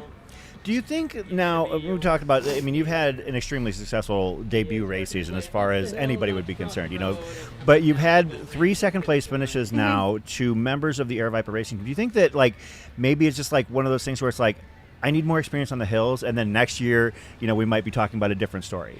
I don't know about talking about a different story next year, but I definitely need more experience on the hills. I'm a road runner. That's my background. That's what I've been doing.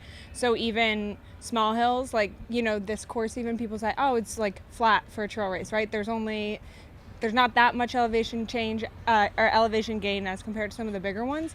Coming from road, 1,500 feet is, or 1,500 feet is still a lot. And so some of these hills, I'm like, I just need to work on powering through them and getting up them and getting stronger on hills. And then that's like what my focus is something I think I can work on, and I think I'll feel a lot better through my races once I get to be able to do that.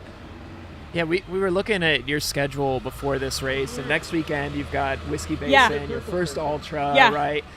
What was your mindset coming into today? Did you want to go all out knowing that you have that 6 days from now, or how did you think about this race and what was that like? Yeah, this race, I didn't want to necessarily go all out because I do have an ultra coming up. Not to say I didn't work hard. It was a hard race, and I definitely put a lot of effort into it. But with the ultra coming up, my first one, longest I'll ever have raced, I'm nervous and I'm excited. So I wanted to just make sure I got through this race in one piece and was able to kind of see what I can do on Saturday. Yeah. Well, I can say from experience that what the terrain next weekend, have you run on the Circle Trail at all? Mm-mm. So it's a lot less technical than this. Okay. How is that? Has that been one thing that you've had to learn on the fly about the technical nature of trail running versus being on the road, hills aside? Yeah. Like, is that something that you've had to adjust to significantly? Definitely. Yeah. I think the technical parts, even some of the hills here, I had folks kind of on my back, they're much more comfortable bombing down some technical sections, even climbing up, but bombing down those. And I am a little more hesitant still trying to literally get my footing in some of these things and feel more comfortable doing that. So there's been a ton of learning that I've been doing in addition to running, which has been really fun. I think coming from roads where you do have a lot more of consistency and monotony in some of your racing, this has been really exciting to try something new within running. So, yeah.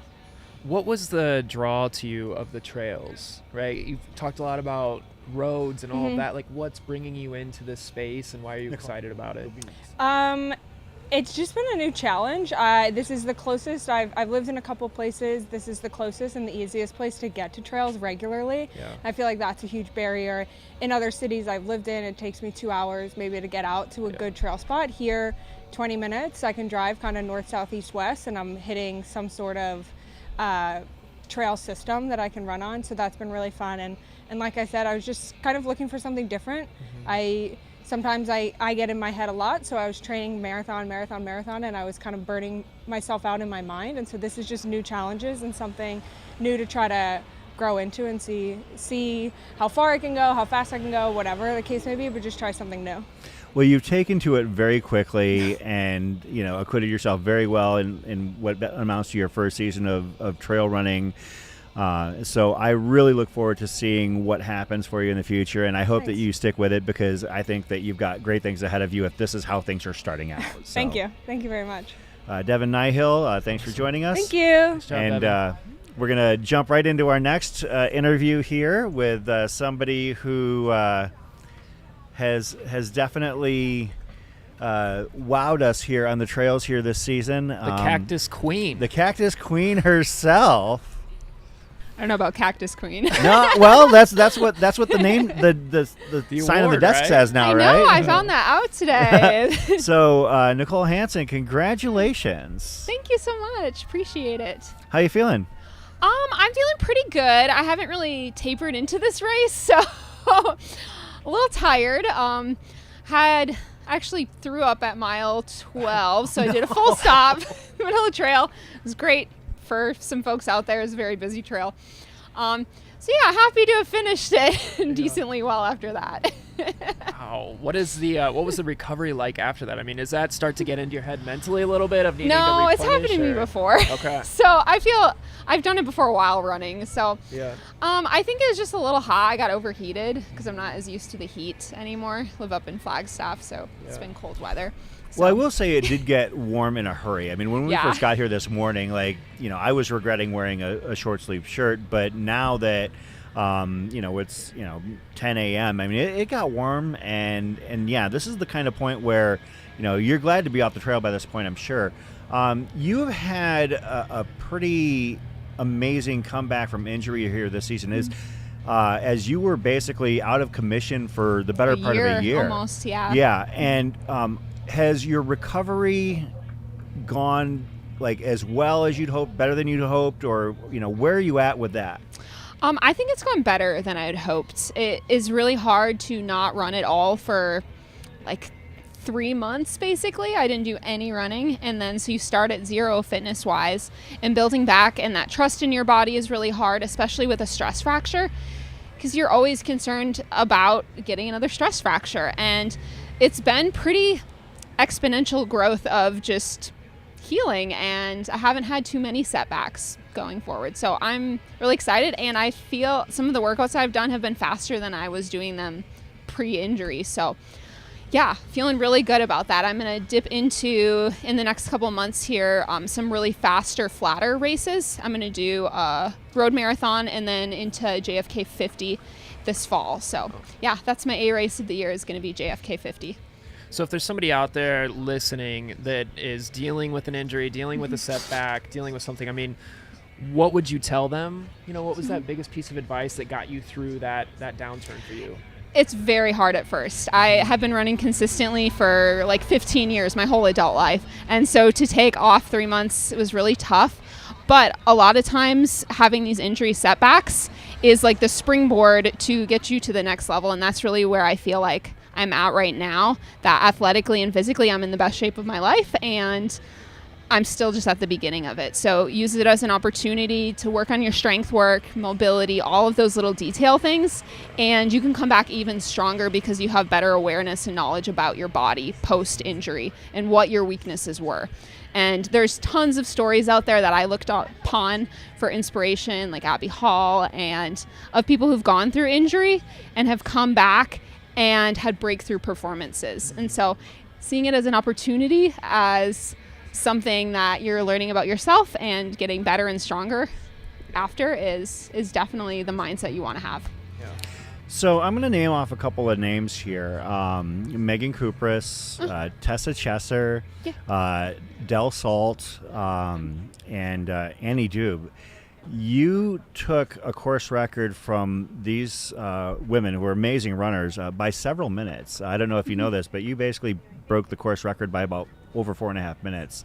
I wanted to break 2 hours, so I didn't get my goal. I wondered, yeah, and that was going to be one of the questions I asked, so we'll just jump ahead to that. So when I saw you coming in, I saw you kind of looking at your watch, and I'm looking at the screen, and I'm like, wait a minute, it's about 2 hours and 15 seconds at a time. I'm like, is she is she shooting for that? And I didn't know, like, when you cross the start line or, sometimes our clocks. So you were aiming for 2 hours. That was kind of what I was leading to. My A goal was to beat my partner, Ryan, which I did not do. He ran 1:54. He had an excellent race today. He had a great race. Really, he good race. Did. And then I wanted to break 2 hours was really the goal. And then just race because I knew Devin is an amazing runner too. And I've raced Devin before, a great person. And so I just wanted to win the race and have a good time. And I didn't really taper for this race, so it was just kind of a training run to do. Is it safe to say that we can blame not breaking sub 2 on the puking? 100%. Okay. So Let's just say that's the only reason, that's it. Yeah, I usually try to keep running while I'm like throwing up, but I just couldn't today. It was a full stop, probably about a minute and a half. Yeah. So with the Air Viper Racing Team retreat out here this weekend, obviously there's a lot of stout runners here. What did you folks do anything to prepare for this race, or was it more of just kind of a chill environment? What was going on here this weekend? Oh, we just had a great time with team bonding. We came out here to do pictures yesterday, ate lots of good food, and just relaxed and hung out. We actually watched Unbreakable. I watched it for the first time yesterday. I know, which is strange for someone who's an ultra runner.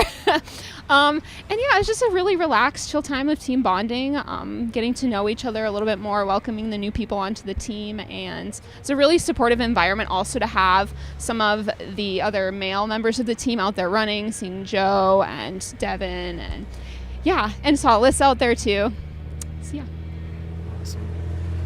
Is there when you guys all get together, do you feel like a rivalry with that a little bit? Like when you know that there's other Aravaipa team members in a race, whether it's this one or others, does that give you a little bit of an edge? Is there something there that's like, I want to make sure everybody knows that I'm the biggest, baddest on the team at this distance, or does it not really factor into it? Absolutely not. No? I've never felt that before.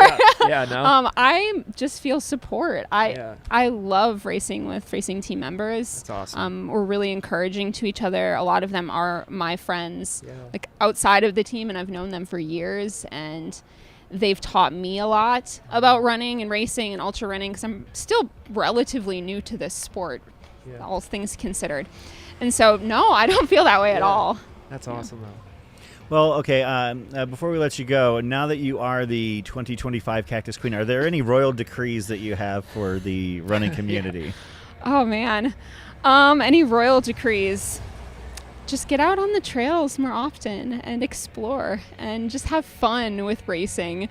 I tell myself this because sometimes I get really in my head because I'm super competitive, that when I'm out there running, I just want to enjoy being in nature. I want to enjoy the community, the trail community out there, because that is something I love so much. I come from a college track background, track and field. And that environment is so hyper competitive and pace oriented. And so coming into the trail scene is such a breath of fresh air and just something I love. So yeah, let's enjoy that more. Nice. So I think that's as good of a decree as any. Yeah, I agree.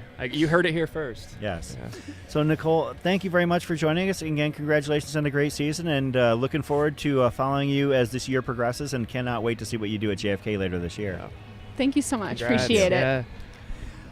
From one winner to another, another familiar face on the Air Viper Racing Team. You want to just come on and hang out with us for a few minutes?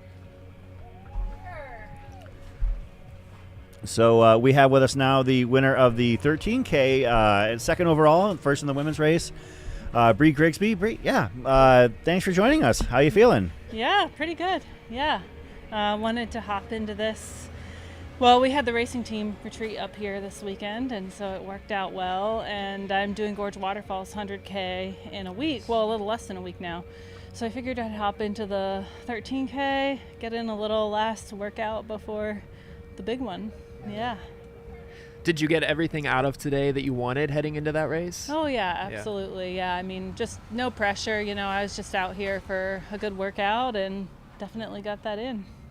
Yeah, actually, one of the things that Caleb had alluded to earlier talking to Devin Nyhill from the 26K was, how do you approach a race like on a Sunday when you've got your big goal race coming up on Saturday? Is it like, okay, now obviously with the 13K versus 26K, it's a little bit different. You can, probably have a little bit more latitude to throw down. But what was your mindset coming in where you're like, okay, I'm going to come in, I'm going to win this thing, shoot for a course record? Or was it more like, I'm just going to try and come out and have a good day on the course? I always race to win. I'm never going to not try my best. I'm just incapable of that. So, but yeah, I just wanted to have a good workout. So there wasn't really a lot of pressure, but yeah, I think I'm incapable of racing not the fastest that I can. Yeah. So I just limited my distance is what I did so that I wouldn't overdo it too much. That's fair. Yeah. I'll ask you the same question I asked Nicole. Do you feel an extra sense of competitiveness when you're with other racing team members or anything like that when you guys are both at the starting line, or is it still she alluded to more of the team atmosphere in situations like that? Yeah, but I love having other teammates racing. Yeah. It makes it more fun. It makes it a little more competitive. But at the same time, it's I'm super happy for my teammates when they do well. Yeah. So Mesquite Canyon, Nicole beat me, and that's awesome.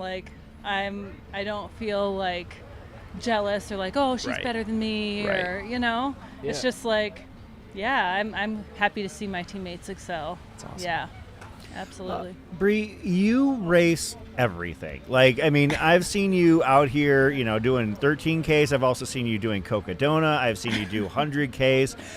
What's your wheelhouse? What's your preferred, specialization, if there is such a thing? I think probably my best distance is 100K. So I'm looking forward to next weekend. Yeah, it's just kind of that sweet spot where it's fast, but it's not as fast as the shorter distances. And I feel I'm pretty good at maintaining a pretty good pace for a longer period of time, whereas that top end speed, there's definitely a lot of people that could beat me at the really short stuff. Yeah, and then the 100 milers, I'm doing San Diego 100 in June, and that'll be my first 100 in 3 years. Oh, but wow. I've only done 400s before, so I don't feel like I have completely figured out the 100-mile distance and the pacing for that. So I'm looking forward to giving it another go in June. But I would say at this point, 100K is where I probably have the most experience and feel the strongest at the distance. Yeah. You guys are coming off the racing team weekend. What was that like, and what was It that was like? super fun, just chill, hanging out. Fun time running here yesterday and doing a fun photo shoot, and then just kind of chilling, eating good food, playing games, stuff like that over the weekend. So it was really fun to get to hang out with everyone, because it's not too often that we're all together, in the same place at the same time. So it was a good time to bond and chat and just catch up with folks. I believe at this point you're probably the most experienced member of the Air Viper racing team. I've been you? on since 2019 was my first year on the team. So 19, 20? Obviously, my 7th year on the team. Yeah. And obviously, you have to maintain a certain level of capabilities to be on that team. But, there are other things you can do with your career, but you keep coming back to it. Why do you keep coming back to the Air Viper racing team? What is it that makes it such an appealing organization for you to maintain a relationship? I did my first trail race with Air Viper and my first ultra with Air Viper. And I remember when I first learned that there was a racing team, and I was like, that's my goal. I want to be on that team. At that point, I think it was invitation only, and I was like, I'm just going to get these guys to notice me so I can get on this team. And then they end up opening up applications the next year, and I was like, yes. And it's just been a great experience, of having a team and friends and supporting one another, whether it's crewing for each other, pacing each other at races, just hanging out and getting to know folks better, learning from other runners, and being able to mentor other people that are newer to trail and ultra running. So it's been a great experience. To piggyback on that, have you seen yourself transition from like maybe from mentee to mentor within the boundaries of the racing team? I mean, I definitely have like mentored, I feel like, some of my other teammates that are newer to trail running than me, especially with regards to like figuring out stuff with nutrition. And it took me a long time to figure out the nutrition aspect, and I wouldn't say I still have it all figured out, but it's a process. But definitely that was the biggest boost for my performance, was like learning how to fuel myself adequately. And it took me years to learn that lesson. I think it was more like around 2021 when I finally started to figure that out. And so if I can help other people figure that out earlier so that they can like have that success come sooner for them, I'm all about like helping other people, in the trail running scene. And I feel like that's a great thing that we have with the team, is just like being able to help and support one another. Because honestly, like, I want them to be successful, and I want them to be performing to the best that they can perform, even if that means that they get faster than me. That's awesome. Like, I want to help other people like realize their potential as much as possible. How have you seen like the sport change in your time in it? Oh, women's running has just exploded. Like, I mean, it's just crazy to see, I mean, I used to think like, oh yeah, I'm going to be able to get a golden ticket eventually. And I mean, who knows? Maybe I could, but I don't know. Women's running has just gotten so crazy. But I think it's really cool. But sometimes it feels like, oh man, I don't know if I can keep up with this. But yeah, I think I've just been trying to like remove some of the pressure that I place on myself, and just focusing on trying to have the best performance that I'm capable of having on any given day. So that's kind of how I'm trying to focus on Gorge Waterfalls. I think with Black Canyon, I put a lot of pressure on myself because I've run that race so many times, to the point that like I know what each mile split should be if you want to be in golden ticket territory.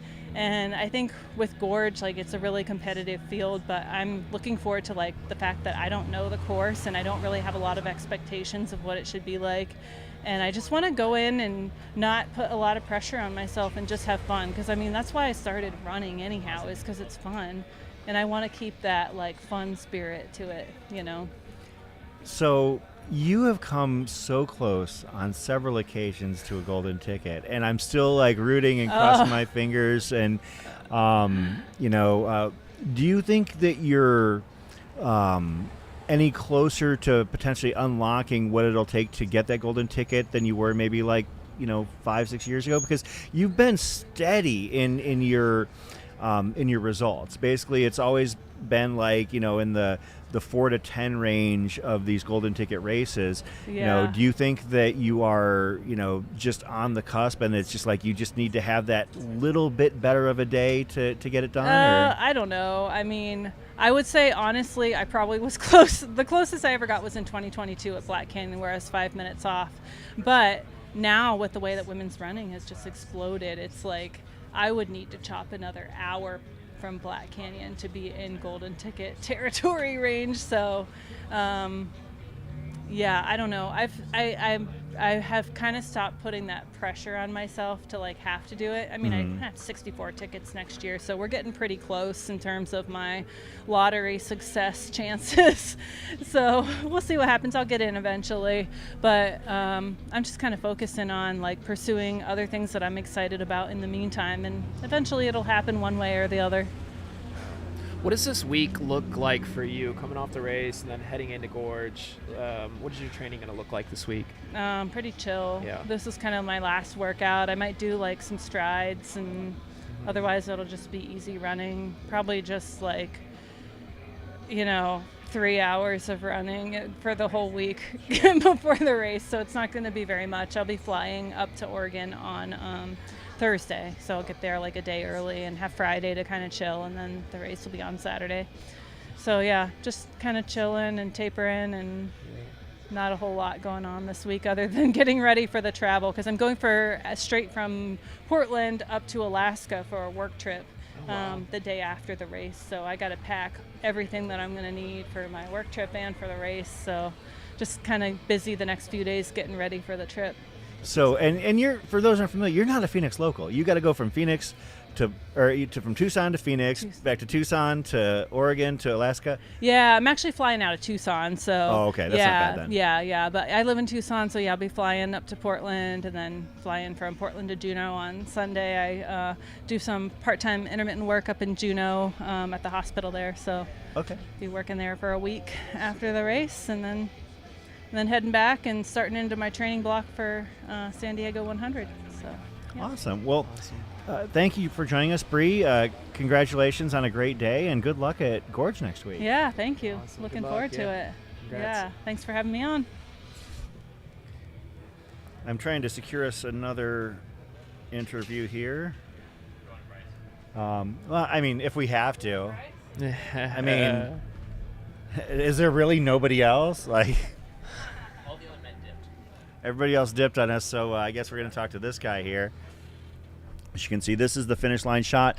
You know, most of the people are off the course at this point, but we do have, people coming in from the 26K and the 40K. And here we have the first finisher of the 40K. Hello, Chris. No Hey, Caleb. stranger to What's going these on, Bryce? live streams. Bryce Brooks. Bryce, congratulations on a great day. Hey, thank you. It's about time you won a race. I mean, it's been... Man, I feel like AJW. I'm just been getting either second in everything or DNFing. That's not AJW, but... No, you seem to be moving very well out there. You and Avino and Meyer seem to be pushing the pace out there. Well, not at the start. I think he ran a smarter race. He probably had the most even splits of everybody. I went out with two guys. I don't know one of their names. Maybe the other one was Ed. Ed Podolny? I think so. So we went out as a group of three and kept it around 6:30 pace, all around the dam, all the way around. Avi said he thought we were all going to blow up, and so he was playing it smart. And then right around Yavapai Point is where he caught up and I think overtook for second place. But yeah, I mean, it's interesting because there's like multiple out and backs. So you know where people are, like after halfway at any given point. Yeah, you recently, your most recent race, you were kind of going head-to-head with the GOAT, Courtney DeWalter. What was it like doing that? And then how nice was it knowing that you weren't chasing her down or being chased down by her today? Yeah, she's an intimidating one to have behind you for sure. I was pretty stoked. Like, Wait, no, hold on. You actually had the audacity to go out ahead of her and basically... That's what I was going to say. I couldn't believe it. I got to mile 24. I think she passed me a little bit before Oral Bell. Not breathing. She wasn't breathing at all. Like, just super relaxed stride, and then it just gapped me. I hung with her for a couple minutes, but, I mean, I was pretty proud of that. Yeah. Super fun, though. And I didn't realize it was her coming up behind me until she, like, goes shoulder to shoulder and, hey, great job. On. Yeah, no, but we kid, but you had yourself a great day out there. What was your energy level like? I mean, obviously you do a lot of high mileage running and training, but this is still, basically essentially a marathon distance a week after doing an ultra, and especially one that gains 7,000 feet. Yeah, I had a bit of a down week. We did this week being the racing team summit. Don't get as high mileage in throughout the week, and so I just wanted a big training day. I said it was going to be a training run. If it's a race, it's never really a training run, but just bigger, higher mileage. I signed up for Zane Gray 50 mile on the DL, so wanted something a little longer to kickstart some training. I think it's just under 3 weeks away as of today. Yeah. So yeah, I'm just hoping it's not muddy again this year. I saw last year what a slop fest it was with Nick Curry out there. Well, you never know with the rim. I know. You really don't. But yeah, I mean, like, classic race, been around forever. If you look at the top 10, or not even the top 10, but just the list of people who's run it, I mean, it's awesome. It's like Anton Krupicka, Scott Jurek, I'm pretty sure is on there. Carl Meltzer, David Goggins. Yep. You have all sorts of, basically for a 20-year stretch, it was the the rite of passage. Right. And it was a Western States qualifier at the time. Oh, that I did not know. Yeah. So once upon a time, back when it was like, it was a 50 miler was the qualification standard, and any 50 miler for Western States, a lot of people would come to Zane Grey simply because it was where the best were lining up. Sure. Yeah. Course is different than it used to be, but still, similar route. Easy to get there from Phoenix. We're familiar with it. I ran Mogollon Monster, which has a lot of the same trails. So, yeah, pretty excited. A little nervous. 50 milers always make me nervous. Last time I tried a 50 mile was saddles, and that resulted in a DNF. So, focusing on nutrition. I wore a vest for the first time today in years, trying to pack a little extra fuel with me, and seemed to go well. It's the I call it the Jason Schlarb Hard Rock Special. It's the ultimate direction. Kind of looks like an army vest / sports bra, but it worked. It worked really great. Looks like we have our women's winner for the 40K coming in, Sierra DeGraw. Yeah, looking strong. We'll be seeing her here on the shot. Can we switch our shots here?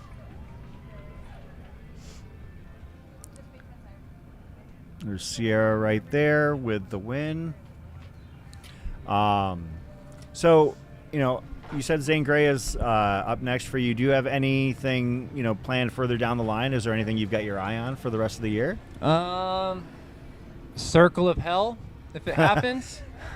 Well, it sounds like it's happening. So, So- we're hopeful. So, yeah, yeah. I was going to say, for those unfamiliar, Circle of Hell is a local fat-ass run organized by trail runners on the down low. It is it's pretty much open to anybody, but it's a fixed time loop race at South Mountain that involves basically trying to predict the hottest day of the year and then going out there for 3 hours and doing 1 mile loops. And Bryce has number one. Bryce has done very well there. You won the last 2 years. No, Aaron Barber won it the previous year before last. I took it last year. I also moved. I'm like half a mile from the actual loop now, so. Yeah, you've gotten to the point now where every time, and South Mountain is my closest trail outlet, and every time I'm out there, I see you out there. Like, I don't know if you heard us the other day, Nathaniel and I, he was out there for a shoe demo with a local retailer. I didn't, but then I talked to Aaron Barber afterwards, and he said he was yelling at me too, and apparently I was just in my own little world and missed you guys out there. You're like literally always out at South Mountain at this point. And of course, that Circle of Hell 1 mile loop, how many loops have you done like in the last year out there on that particular loop? I don't know about the last year. All time, I am definitely over 100 loops at this point. Wow. That's just absolutely insane. A bit excessive, but it's a good loop. And it's pretty cool because if you go and you're running that loop, it's a weird day if you don't see people that you know. That is true. That's one thing. Actually, I have friends who have come out to run at South Mountain with me, and if you're a part of this community and you're really involved, whether it be from working for Air Vipa or running a lot of races standpoint, you get a lot of opportunity to see people and yeah, it is an unusual time when you don't see people that out there. Right. Yep. A lot of regulars, including yourself. We think we bump into each other about on a weekly basis at this point. Easily, for sure. Bryce, you've dedicated your life to this sport, right? Your free time, your job, all of it. What is it about running the community, all of it, that just has you so hooked? Dang, great question. It goes back, I guess, to high school. After football, didn't have much going on. A lot of my friend group at the time was LDS, and so they all went on their missions after high school. I had one buddy, started hiking peaks around Phoenix, which transformed into wanting to do the Arizona Trail. Did the Arizona Trail. All right, we can do the. Then on the Arizona Trail, had the idea I could run 30 miles, and so did my first ultra. Got rhabdo, DNF, got frustrated, decided I want to get better at it, and Air Vipa, great company to work for. So I went from REI to Air Vipa, and it's just such a special community, especially here in Phoenix. All my friends run for the most part. It's fun. It's just, I'm just having a lot of fun with it. It's awesome, man. Awesome. Well, is there anything else that are you going to be traveling? Because we're going to be wrapping things up after this. Actually, we'll just wrap it up while you're here. Are you going to be traveling this week with the Mountain Outpost crew to the next live stream? I wasn't planning on it. Okay. Until Lake Sonoma. Yeah. Now I might be helping remotely as needed, but I'll be watching, but from home on this one, I think. Yeah. So I guess that would be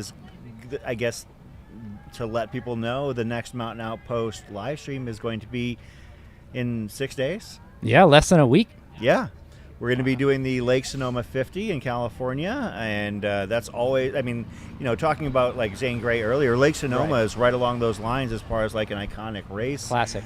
In the sport, and, you look at the who's who of who's won, who's run, the highly competitive nature of that event.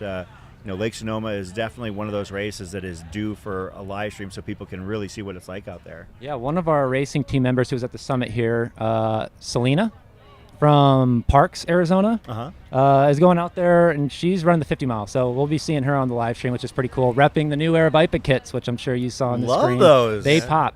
They're very nice. I mean, super cool. Did you have a hand in their design? It was a team effort for sure.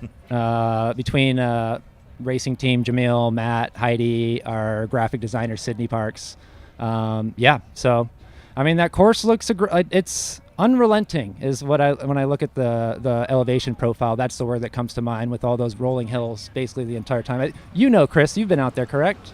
No, actually I haven't. Oh, you haven't done that one? No, okay. Not to Sonoma. Oh, no. I'm thinking of Cuyamaca. Oh, yeah. Cuyamaca I've been to. Yeah. And that is relentless and hot. But no, Bryce, congratulations on a great job today. Brother. A good thanks, guys. Race, a good last few weeks of racing, actually. I was thinking about this while I was running. I wanted to say this if I had the chance. Sure. It's a damn good result. All right. Oh, my goodness. On that note, it could end any better. Yeah, I was going to say, I think that pretty much does it. Sorry, Caleb, everyone. Did you have fun out here Man, today? It's been a blast. Yeah, no, thank you for the opportunity. It's a highlight for sure. Awesome. So we're going to have to bring him up to Flagstaff and have us hang out with us at Cocodona this year. It's coming up.